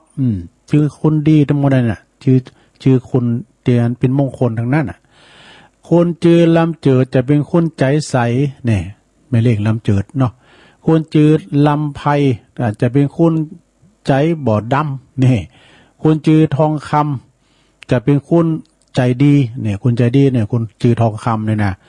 คนจือทองสีนี่เหรอก็จะเป็นคนใจว่องไวนะครับคนจือทองก่อนนี่จะเป็นคนมีใจมีศีลมีธรรมเนี่ย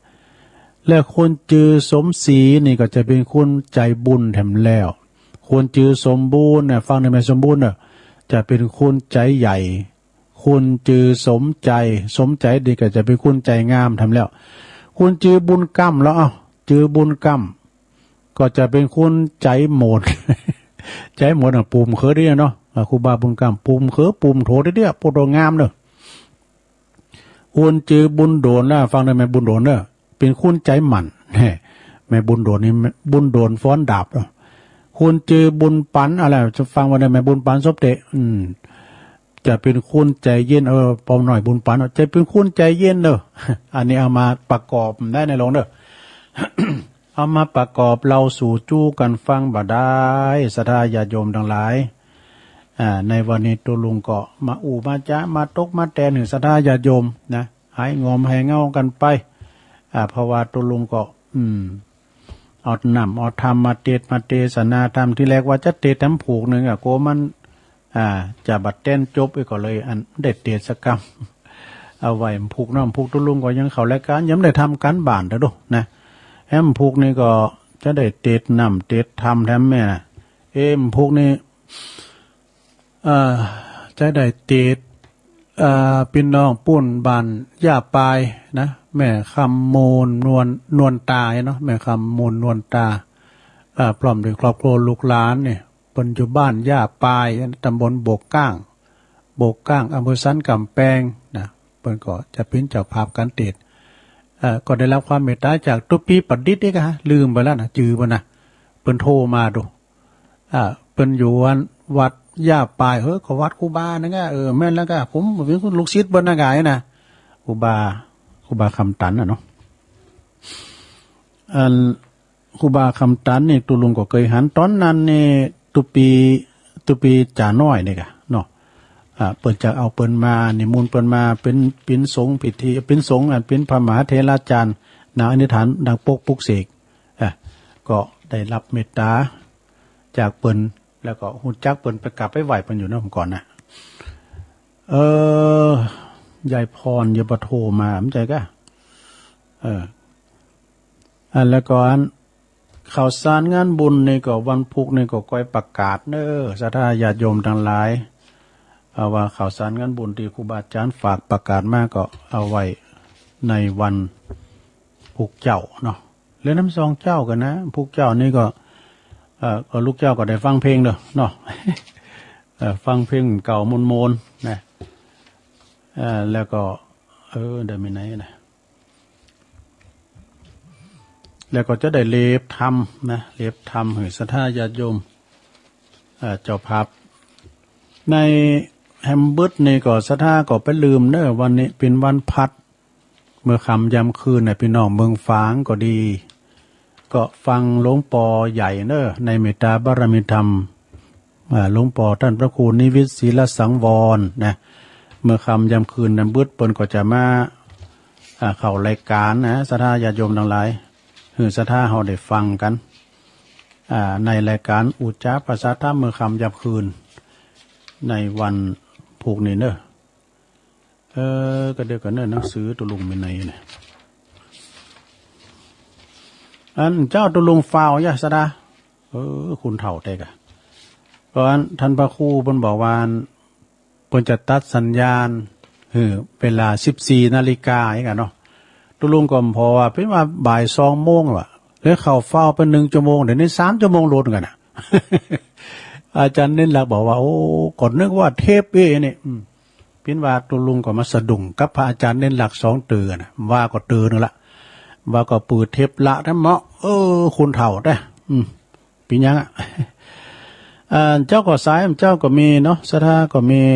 สามเณรเอาลักปัญโยนันวัดสันเมืองแม่บุญปันศพเตี้ยนะแล้วก็แม่ทองดอยแก้วแม่ทองสันป่าแดงเนี่ยแม่ทองสันป่าแดงฝางเนาะแล้วก็ปอนนั้นพันเนื่อจากปุ้นปอนนั้นพันนี่เปิ้นอยู่แม่อ่อนบ่น่ะเปิ้นเป็นประจานเก่านะเนี่ยนะโอ้มึนนะแกเนี่ยปอนนั้นโทรมาพร้อมกันเด้อปอนนั้นเด้อแล้วก็เมตตาบารมีธรรมอาจารย์ท่านพระอาจารย์สมเพชรปัญญาโนวัดป่าไผ่บ่อทองเด้อเปิ้นก็โทรมาแจมตุลุงเนาะแล้วก็แม่พันป่าบุ้งเวงฟางโดยป่อบุญมีเมืองกลางป่อบุญมีก็ฟังตลอดแม่จันสีแจงโหลินฟางเหมือนกันได้แม่จันสีแม่บัวพัดอุลันอันนี้ก็มาจากต้นซ่านเนาะต้นซ่านนี่ก็เมืองฟางเหมือนกันแล้วก็แม่ฟองปงดอนแจ่ห่มลำปางฟังนี่ฟังเนี่ยมันได้โทษลุงแล้วก็แม่จันเลื่อนใสแม่จันเลื่อนใสก็โทรมาให้กำลังใจขอพูดหลายๆนะตอนนี้ไปตุลุงก็จะหมดเฝ้าแล้วนะจะฟังเสียงจากพี่น้องศรัทธาที่จะโทรกันมาเนาะโทรมาแจมกันเด้อเนอะเปิดโอกาสให้ศรัทธาได้มีโอกาสได้ได้จ้าโทรมาที่ตุลุงนี่ได้ยินแผ่วปุ้นเมืองลี่เมืองฝางโพดแผ่วแจ่ห่มลำปางโพดแผ่วแม่หยังก็แม่แจ่มนะเจริญพรโอ้ยบุญแต่เนาะจากแม่แต่เจ้าตุลุงแม่หยังแม่หยังโอ้ปฏิสีจะรับแม่สมศรีปนันทรามแม่สมศรีเจ้าศรีที่จิตวิจิตรดิบ้านตะเพชรเปิ้นฟังกันเด้อดีกันประเด็นนี้ขอฟังกับแม่ไปก่อนเด้อถ้ามีเวลางานเมื่อไรก็ปักใจไปเลยไปปีนี้ก็ฟังอยู่แล้วอันตื่นเต้นอยู่แล้วอยู่บ้านเนี้ยไหมแม่สมศรีอยู่บ้านเนี้ยก็อยู่บ้านเนี้ยก็เจ้าอยู่บ้านอะไรอย่างก็บ้านนันทารานันทาราฟังมาดิบ้านที่น่ะก็ท่านที่ติดรูปยนต์อยู่เล่นลักของแม่นคือท่านโยนไปให้แกเตี้ยแม่สมศรีวิจิตรนันทารามเนาะเจ้าเราไปโอกาสหน้านะเจ้าไม่สายเจ้าขอบคุณเจ้าแม่เนอะสาธุเนอะพวกก็ฟังแถมพวกเจ้าเนาะเจริญปอน089-955-6506เจริญปอนวันสาลุงทอนรอยซิวมาแล้วท พอมาวันแรกหลายวันแล้วโทรมาโทรแบบติ๊กแฟนทำไปเยอะทำไมล่ะลุงทอนดอยซิวท่านกำแพงเนาะวันนี้ฉันขอเพลงลุงทอนแต่งคนเดียวทำนองคนเดียวแต่งพวกฉันไม่ได้เนาะลองเหรอลองเหรอชีผมบางนางคนสวยที่ไม่ร่ำรวยเหมือนคนอื่นที่ล้มทางยืนกลางคืนคิดถึงนางแต่มาวันนี้ไม่มีน้องนางเคียงข้างพอเพียงแต่น้องนางทำไมไม่คิดถึงพี่แต่ตัวพี่นี้ไม่มีสมบัติอะไรดู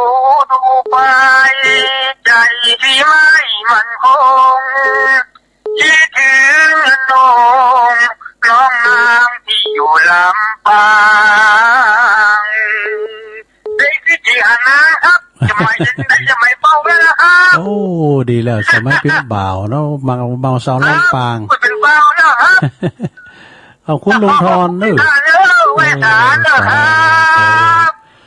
ลุงทอนดอยซิวเนอร์นี่นะ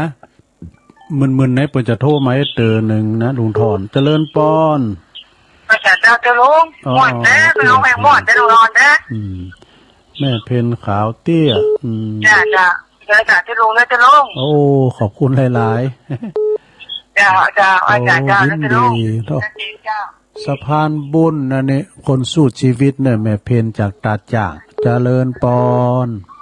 ไม่สาเจ้าทุลุงอยู่ตั้งได้ไหมแม่อยู่ไหนแม่หยังแม่หยังแม่ปานนี่กะฮะแม่หยังรายงานตัวด่วนจากยังข้าขิงไม่แต่งเจ้าอันนี้แม่แม่นี่กะแม่ทองแม่ทองอินเดคินเนาะเธอก็กึ้นออกเหมือนกันอ่ะพรหมมินแม่ทองคำพรหมมินฟังเจ้าแล้วเนาะแม่ทองคำเจ้าแม่ทองคำพรหมมินอินเดคินแม่แตงพ่อครูโอนก็โทรมานะเจ้าในนั้นลังไม้อ่ะเพราะว่าโอ้ฟังตุยองในดังสดแซ่บบัดได้ยินฟังท่านอาได้บทโตชัดเจนดีขนาดเดียวเมื่อเจ้านี่ฟังไปว่าจะไม่ได้โทรเป็นยังกินดีเนอะขอบคุณหลายๆนะแม่เนอะกำลังใจขึ้นนะเจ้าตูเป็นสายที่5นะเจ้าประเดี๋ยวเนี่ยโทรไปเนี่ย0899556506ทีแล้วแม่อยู่ไหนนมัสการเจ้าโอ้อันนี้หลังกัดแม่สาวแม่ลุงกำลังใจนะไปวัดเก่ามาดิแต่มาฟังไม่จะมาฟังธรรมอ่ะลุงเข้าประเทศธรรมหรือล่ะแม่จันโสมเนาะเจ้าตัวลุงก็เทศธรรมชั่วโมง43น่ะ3โมงแม่นได้ยินแหละมันแม่กำลุนนี่กำลุนในตัวลุงเทศเจ้าผมตอนได้ยินฟังไปว่าเสียแต่เจ้าอ่ะหลังกาดแม่สาวเป็นยังไงกับวันเอาแต่ได้กำลังใจเนอะตัวลุงโอ้ยินดีอ่ะเยอะเปิ้นนมัสการเจ้าเปิ้นโทรมาก็ดีใจแล้วกำลังใจตลอดไปเด้อธุเจ้านมัสการเจ้าเอินไปดังหน้านุงสูงซองเขาปุ่นไตเนอร์หน้าคำหน้าติ้นหน้าพันเขาหน้าทมเขานี่แต่คุณสีโยนจองกาแต่คุณปันดอนตองเจริญป้อนหลังกับเมสาวเจ้านมัสการเจ้ายายพรมาแล้วยายพรเจ้านี่ก็มาเนาะน้องวัวแดงส่วนกำแพงเชียงใหม่ว่ามาเลยคุณโต๊ะเหรอต้องพรเข้าเป็นกันหมดเหรอนั่นก็เอาล่ะโต๊ะก็ห้องเล่าคุณหมอค่ะเอาล่ะจ้างแต่ได้ไปบ้านเลยแต่ได้ อ่านก้อนอ่านอย่างบางอย่าง แต่งแค่คนเดียวกะไม่จะแต่งที่ไหนแม่โจดอลังกำแพงก็ใหญ่ ก็จะไปก่อนค่ะไปบ้านนั่นค่ะ ตอนบ่ายกะ จะไปบ้านก่อนหน้าเขา ดูแลรักษาตัวตัดโตดีๆเนอะ แต่ราคาแล้วสมุก ก็กันแล้วก็ฟังทำสักผูกกันเนอะเตรียมทำฟังทำสักผูก เพื่อขอปูจาสัง ทำบุญเขาเป็นอย่างนั้นทำไมเขาจะเป็นจะทำบุญใหม่ ดีกันดีแล้วยายพรร้องวัวแดง นี่ก็นั่นแล้วก็เพื่อนเต้าด้วยทีเลยนะ จะไม่ดนตรีอยู่ไหมกะดนตรีเอาเหรอ ขึ้นแล้วแล้วก็เขาเจ๊หลังคา เอาดนตรีเหรอ เจ๊หลังคาเราออกแล้วเอาเล็กเขาใช้เอานักเรียนนั้น โอ้คุณขึ้นเทินใหม่จะโมนเนอะจะโมนกำแล้วเริ่มมาบอกเด็กทำบุญเอาคนเอาเขาเชียร์จนจะพ้นเอาก็นึกว่าเดี๋ยวซอก็ดูนะเอาวาลินนะเอาตะอีกันเนอะแม่เนอะยายพรโอ้สาธุยายพรร้องวัวแดงสันกำแพงเจียงใหม่เข้ามาแล้วโอ้รายการเวลาตุลุงเปิดเลิกเนอะโทรกันมาเต็มต้องเกรงใจเนอะสถานเนอะช่วยกันบริหารเวลาให้มันหมดไปนะ0899556506เจริญปอนกลับว่าสาเจ้าตุงอยู่ตั้งใดจ้าแม่ตามกับเตาใจประการก็แม่ปานี่อะเจ้าแม่เมาแล้วแม่เมาแม่ปานี่ตับเตาโอ้มีเสียงเหมือนกันได้แม่บุพันแม่บุพันฟังอยู่เด้อตัวแทนพี่น้องชัยปราการทำตับเต้าเนาะเจ้าแต่เจ้าก็ฟังอยู่เด้อทำตับเต้าก็ลืมกันละลืมแล้วฟังไปเลยๆกับผู้ก็มาอยู่นะผู้ก็โทรมาเด้อน่าจักจะบัดตานเพิ่มแมลงที่ยังแพนอยู่แต่แมลงนี่สายมันห่างอยู่พองเนาะสายมันห่างตั้งเวงน้องหลองก็โทรมาพองเด้อได้อยู่ตอนใดก็โทรมาในเวลาไลฟ์วันนี้มาแตนก่อนนะเนาะวันนี้มาแตนเปิ้นนั่นกะกดโต้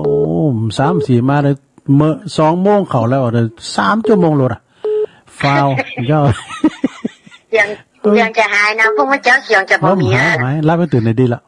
หายเคยช่วยงานครูบาบางคำสาธุนี่ใส่ปราการก็คือบันอันนี้เด้อทำตับเตาโอ้เข้ามาใหม่ได้ชื่อน่ะเข้ามาใหม่0899556506อ้าวเจริญปอนครับผมนักการครับบนนั้นไหนอยู่ไหนป่ะอยู่ไหนผมEQครับนักการอะไรEQ โตอันนี้คอนสาย EQ เนอร์เจริญพรครับกันเจริญพรก่อนน้องมาแต่สวัสดีโทรมาเกี่ยวมาให้กำลังใจครับดีใจวันนี้60ผู้ใหญ่เขาโทรมาว13มาเนาะอันนี้ก็เขตร้อยต่อระหว่างร้อยหล่อกับจอมทองเนี่ยปากทางทะลีเนาะครับอยู่สำแยกทะลีครับสำแยกทะลีอีกอ่ะฟังโยครับขอบคุณหลายๆเนี่ยที่เพิ่นฟังนะนี่ก็นมัสการเด้อสวัสดีเด้อเจริญปอนเด้อสาธุโธ่อันนี้60ผู้ใหญ่เด้อเปิ้นลิ้นวอด้วยกันนะถึงวันนี้เปิ้นก็ว2ว8ช่วยเหลือสังคมน้ำท่วมก้ามนะก้ายเปิ้นช่วยนะไอ้นี่ก่อนเขาเนี่ยเจริญปอนเจ้าไม่จ่ายจ้าคุณลุงอันนี้ตั้งได้จ้าแม่ดันใจประแดกนะจ้ะแม่โนนนะเจ้าแม่นอนจ้ะแม่โนนโดนใจประเดดดูวันนี้มาแทนต้นจ้ะบริหารเวลาไปเนาะแต่มันเหมือนเปิ้นนี่มันเหมือนวันนี้ก็เจ้าฟังอยู่นะจ้ะเมื่อเจ้าก็มาอยู่พวกนะพวกกับเจ้าเนี่ยแล้วทีมันมาบ่อยนะไม่เพียงนี่กำใดกำนั้นเนี่ยเจ้านะปฏิมากูกรรมจ้ะโทรศัพท์ไม่กินแน่นอนกันเนาะกาบทัดแป้งกัน iPhone 6กับพวกนี้สาธุเนอร์แม่นนเนอร์โอ้สาธุแม่นนครับ แม่พิมพ์ในเปิ้นเป็นปีกำนองอยู่ป่าแดดด้อนใจเจริญปอนเจริญปอนติดแล้วอยู่ตั้งใด ประชาเจ้า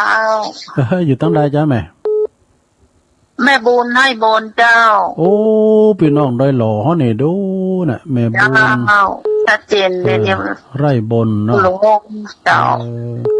ไร่บ อื่ น นเขา ไร่ห ต้ ล่ อ อง ชัดเจนเจ้า ชัดเจนนี่เนาะ เจ้าชัดเจนเจ้า แม่ละวันนี้ไม่ได้ไปทางใดก็แม่บุญได้ไปกินไปทานอะไร ไปหน่อยนะ แต่อยู่กับบ้านกับจ้องให้ก่อน ไปลำไยก็ยุดก่อนนะเจ้ามันบะหมี่ด้วยเจ้า ปียังหยุดอย่างให้กำเนาะ เจ้ากำลังใจท่านเด้ โอ้ อ ขอบคุณเนอะแม่บุญเนอะบุญ จ้า ษา เจ้าไว้ตาเจ้า โธ่แม่บุญในเปิ้นผมกินผมตานไปหมดอะไปกินไปตานที่หาที่นี่ก็ไปหมดอะนะแม่บุญเขาเนี่ยเจริญปอน นมัสการค่ะทุลุงไม่ได้โทรมานานแล้วก็เลยโทรบ้าง อ๋อแม่กันดาเนาะคุณแม่กันดาอ๋อ ไม่ได้โทรนานนะคะก็เลยโทรมาบ้างค่ะจะฟังตลอดนะคะ แต่ไม่ได้โทร อ๋ ค่ะ ออันนี้ พอดีวันนี้เวลามันเหลือเยอะก็เลยโทรมาอัน ให้เพื่อนๆได้ยินบ้างเพื่อนๆคิดว่าหายไปไหน ไม่ได้หายไปไหนค่ะฟังตลอดแต่ว่าไม่ได้โทรค่ะ ได้ค่ะแม่กันดา นมัสการค่ะ โอ้เจริญปอนเนอบุญรักษาเนอสาธุเปิ้นเป็นแม่บุญธรรมของน้องเบี้ยวตุยนะเนี่ยเจริญปอน ประการครับปูครับปางโมกครับ แล้ว ดาวครับ โอ้หลวงพ่อปางโมดอาจารย์หลวงพ่อกฤษเนาะ ร้อยสี่ครับฝ่ายหญิง หลวงพ่อกฤษ ได้ยินบ้างครับตอนติดต่อยากแล้วเกินพ่อ หลวงพ่อกฤษจากปางโมเนาะ ครับมีชื่อเราพ่อมีชื่อผมอยู่แล้วอ่ะ แม่นะปางโม โทรไม่ทันยายพรสั่งที่เบอร์ยายพรก็โทรเก่งเนาะ ยายพรนี่ไม่แต่มีครับโอ้ไว้สาเนอครับนมัสการครับหลวงพ่อครับสาธุ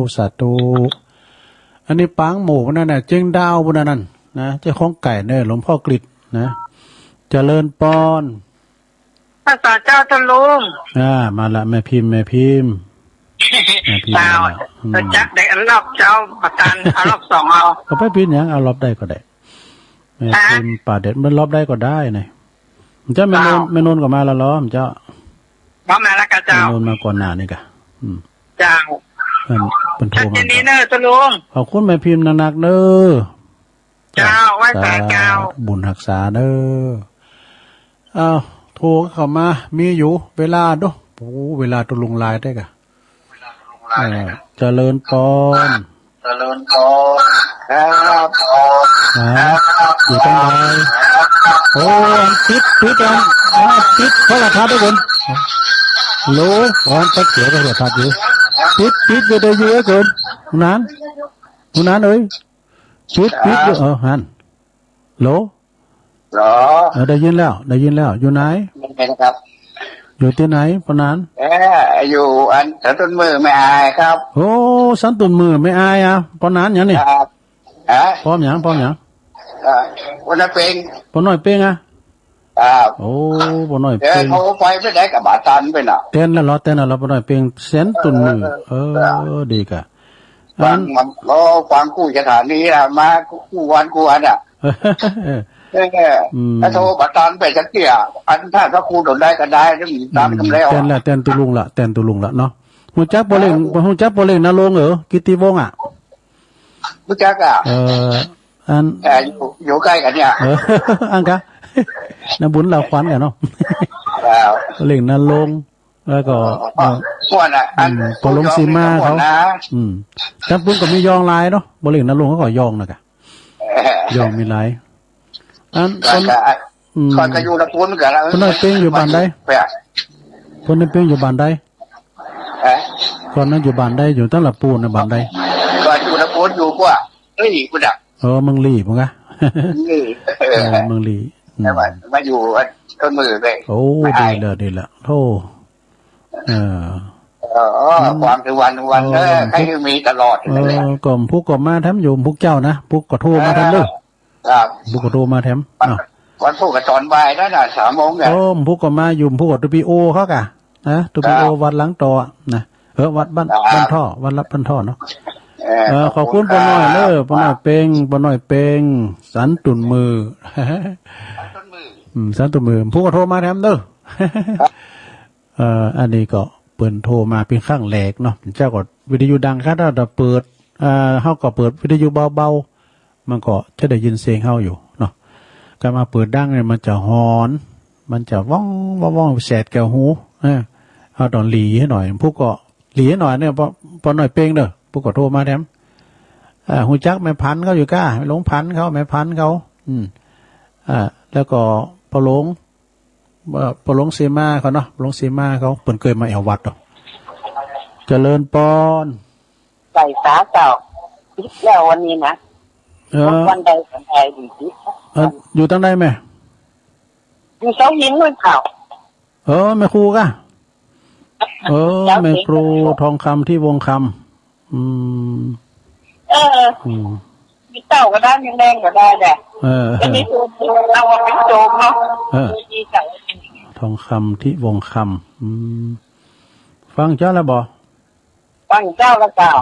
เสาหินสีโบบานเนี่ยนะเป็นอสมดีเด่นระดับภาคกันอันนี้นะแต่ไปดูงานอยู่ว่าเนี่ยจากก็ยังใจเห็นนะเจ้าดีใจเจ้าที่คนนี้นะน่าจะขอบคุณหลายๆแม่ครูนี่อยู่ปูนหิมดอยติปูนเนี่ยนะเอาแถมสักสาย2สายมีก่อออกก้านแล้วบ่เนาะเอาตึกกันในกรรมนะโทมแรงมันติดดีนะเนาะไปโทมติดก็โทษตอนนี้เนี่ยเวลาเหลือหลายเนี่ย12 นาที0899556506นะรอบ2ก็ได้เนอะแปลงใจหานะใครแผ่วปลายไปดูได้ใครแผ่วปลายไปก็โทรมาหรอตั้งพี่น้องตั้งตุ่นผึ่งก็ไปตั้งน้ำลัดไปตั้งกันดุงหาดนักอุ้ยหล่าเนาะอื่นไปตั้งไม่ลงนี่เด้อเนอตั้งงานพินาวังโซนกวยก็มีหลายกันที่เพิ่นฟังกันนะแล้วก็ตั้งน้ำดิบโลงแถมเนาะไปตั้งอันนั้นตัวเนอท่านรองวัดเขานะกำแป้งทิพย์เนี่ยแล้วก็อันเนี่ยก็จะน้องปั้นดอนตองกันแต่เจริญพรเจ้าตุลุงเจ้าอยู่แม่เรนูโทรจากบ้านร้อนนอนใจสารปีนี่นะเจ้าแม่เรนูเนาะเจ้าจำได้ก็ที่ไปเป็นลูกสาวที่กระถิ่นตุลุงปีที่แล้วเป็นประธานนะตุลุง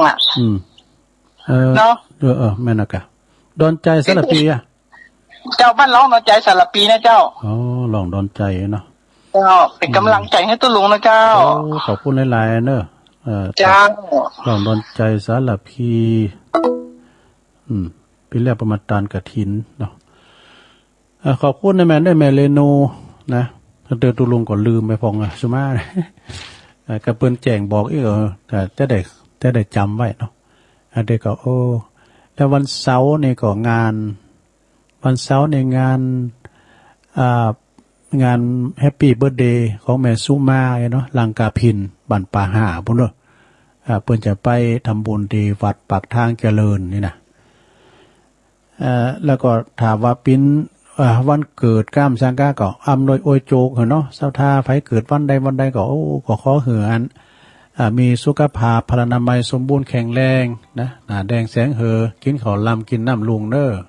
เจริญปอนรายการคนนักเนาะก็มันก็มาน่ะเพราะว่าเปิ้นมากันหลายก่อนเต้ยก็เดี๋ยวนี้ไข่แผ่วปลายไว้แล้วกะแผ่วปลายไว้ละเพราะว่าจะไข่ออกรายการแล้วนี่เนาะเหลือแต่6 นาทีสุดท้ายเนอะโทรมาอะโหลเหลือแต่6 นาทีสุดท้ายถ้ามีก็มาแถมเดี๋ยววันนี้ตุลุงก็จะทำกันบ้านไหวพองกะจะได้สอนธรรมมาเทศนาทำเมืองพองทำบรรยายพองนะทำตุอุ้ยหลวงพ่อบุญปันเจ้าก็เอาหลวงพ่อบุญปันเนี่ยมาอั่วพูดท้าอั่วสามน้ำก้ามนะมาก่อนน้ำเจ้าเป็นหนังสือนะโอ้เขาทาดีกับหนังสือกล่อมหน่อยนะคติธรรมคำสอนใจนะที่ระลึก ครบอายุ90ปี19สิงหา2563ปีแล้วนะเขาตุอุ้ยนะหลวงพ่อบุญปันปุญญาธรรมโมอันนี้เปิ้นอยู่แม่โป่งด้วยสะเก็ตปุ่นนะในข้อความนี่กำดีๆทั้งนั้นนะเวลามีเท่ากันในนำพุกจะอ้อมกำกันมันเจ้ามันฟาวมันเจ้าแหละอันไปออกมาเนี่ยพระอาจารย์เน้นหลักเปิ้นบอกโอ้คนนึกว่าเทปเองนี่เขาก็ลืมคิงไปเนาะแถมสองสายเจริญปอนโอ้วันป่าเจ้าเจริญปอนยมอยู่ที่ไหนฟังถึงวันเจ้าลุงไม่ได้ออกแมลงสักเมื่อแล้วเนาะตู้ลุงนี่เอาแหละนี่มาเต้นเป็นไหนหรออยู่ไหนกันวันนี้เพิ่งของวันแรกเจ้าอยู่ที่ไหนอยู่ที่ช้างเผือกเจ้าจ้างเผือกแม่เนี่ยคนเนาะแม่จือเป็นยังแม่ยุพินอ๋อดีกันวันนี้เห็นว่ามีเวลานักบ่มีใครโทรขอโทรเหตุการณ์เลยมันก็ต้องโทรแต่ฟังเมื่อเช้าจังหวัดน่ะเนาะ4.3มันนะพุ่นก็ได้ยินทีอะจ้างเผือกได้ยินค่าเจ้า104.5เจ้าแม่น่ะไฟหินตัวลุงสบายดีเนาะโอ้ไม่ได้ยินกันเมินเมื่อแรงอ่ะเนาะเมื่อแรงเหมือนกันเป็นอันนี้มาเต้นเป็นไหมล่ะมาแซนเพิ่นเนาะไฟฝานะเจ้าขอบคุณเจ้าสาธุเนอเอาแล้วศรัทธาญาติโยมดันไหลจบเวลาตุลุงพอดีเนาะตึงมดตึงเสียงนั่นนะดูเศร้าเก่าสายนะมีเศร้าเก่าสายด้วยกันต้องขอบคุณก็มีแม่สมศรีเนี่ยเปิ้นอยู่นั่นตาลามบนเนอฝางบนนั้นแม่สมศรีเนอแล้วก็มีลุงทอนดอยซิวก็อยู่สันกำแพงแม่เพนขาวเตี้ยอยู่ตาจ้างเวงน้องหล่องแม่ทองคำอินตะคินเนอะที่วงคำแม่ทองคำพรหมมินอยู่อินตะคินแม่แตงบุญนะแม่จันสมหลังกาดแม่สาวนะแม่ยายพรร้องวัวแดงสันกำแพงเจียงใหม่อยู่บ้านล้านอยู่นะแม่บัวพันนี่อยู่ทำตับเต้านะพี่น้องตัวแทนพี่น้องทำตับเต้าชัยปราการแล้วก็60ผู้ใหญ่ฮอเนอร์ขอบคุณอย่างมากมายเลยนะภารกิจวันนี้หรือวันไหนๆก็ขอให้เรียบร้อยเนาะ EQ นะแล้วก็แม่โนนดอนใจป่าแดดเนอร์แม่บุญเนี่ยไปอยู่ไฮบุญนี่นะอยู่ด้วยหล่อนี่แหละแล้วก็คุณแม่กันดาจากหางดงหลวงพ่อกฤษจากปางโมนี่อยู่ปุณเจงดาวบนนะแล้วก็แม่พินป่าแดดโดยป้อน้อยเป้งอยู่สันตุนมือนะป้อน้อยเด้อพวกโทรมาแดมเด้อป้อน้อยแม่ทองคำที่วงคำมาในเสาหินสีโบบานบนเนอป้อดอยติบนนะแม่เลโนบันล่องดอนใจสลับปีเนอแล้วก็โยมแม่ยุพินจ้างเผือกด้วยนะเศร้าเก่าสายตึงเก่าตึงใหม่ ขอบคุณเนอกุเสงกุสายเอาละตุลงก็นำรายการจากลาสตาไปก่อนเนอวันนี้อูพิษอูถูกเกิดข้างๆอย่างได้ก็ดีสุมาอภัยเนอเพราะว่ามันเกินเวลาไปมันฟาวไปก่อนหน้าไปชั่วโมง คุณเถ่าเนาะผมพี่ยังนะก็แถมเวลาให้ก่อนแล้วกันนะเพราะว่ามันก็ไม่ได้ออนไลน์ไปต่างอื่นมีการสายที่นี่นะกะสังโซนไต่นะขอบคุณตั้งคืนทุกคืนสถานีทุกคืนแล้วก็สถาญาติโยมทั้งหลายด้วยพุกเจ้าทะลุเจ้าก็ฟังเพลงบาเก่าเพลงโบราณอดีตแห่งความหลังเพลงดังในอดีตกันต่อไป3 โมงพุกเจ้าปากันแถมเนาะอยู่ดีมีสุขเหมือนกันจุโคนจุตานเนอจัตตาโรธรรมาวัฏันติอายุ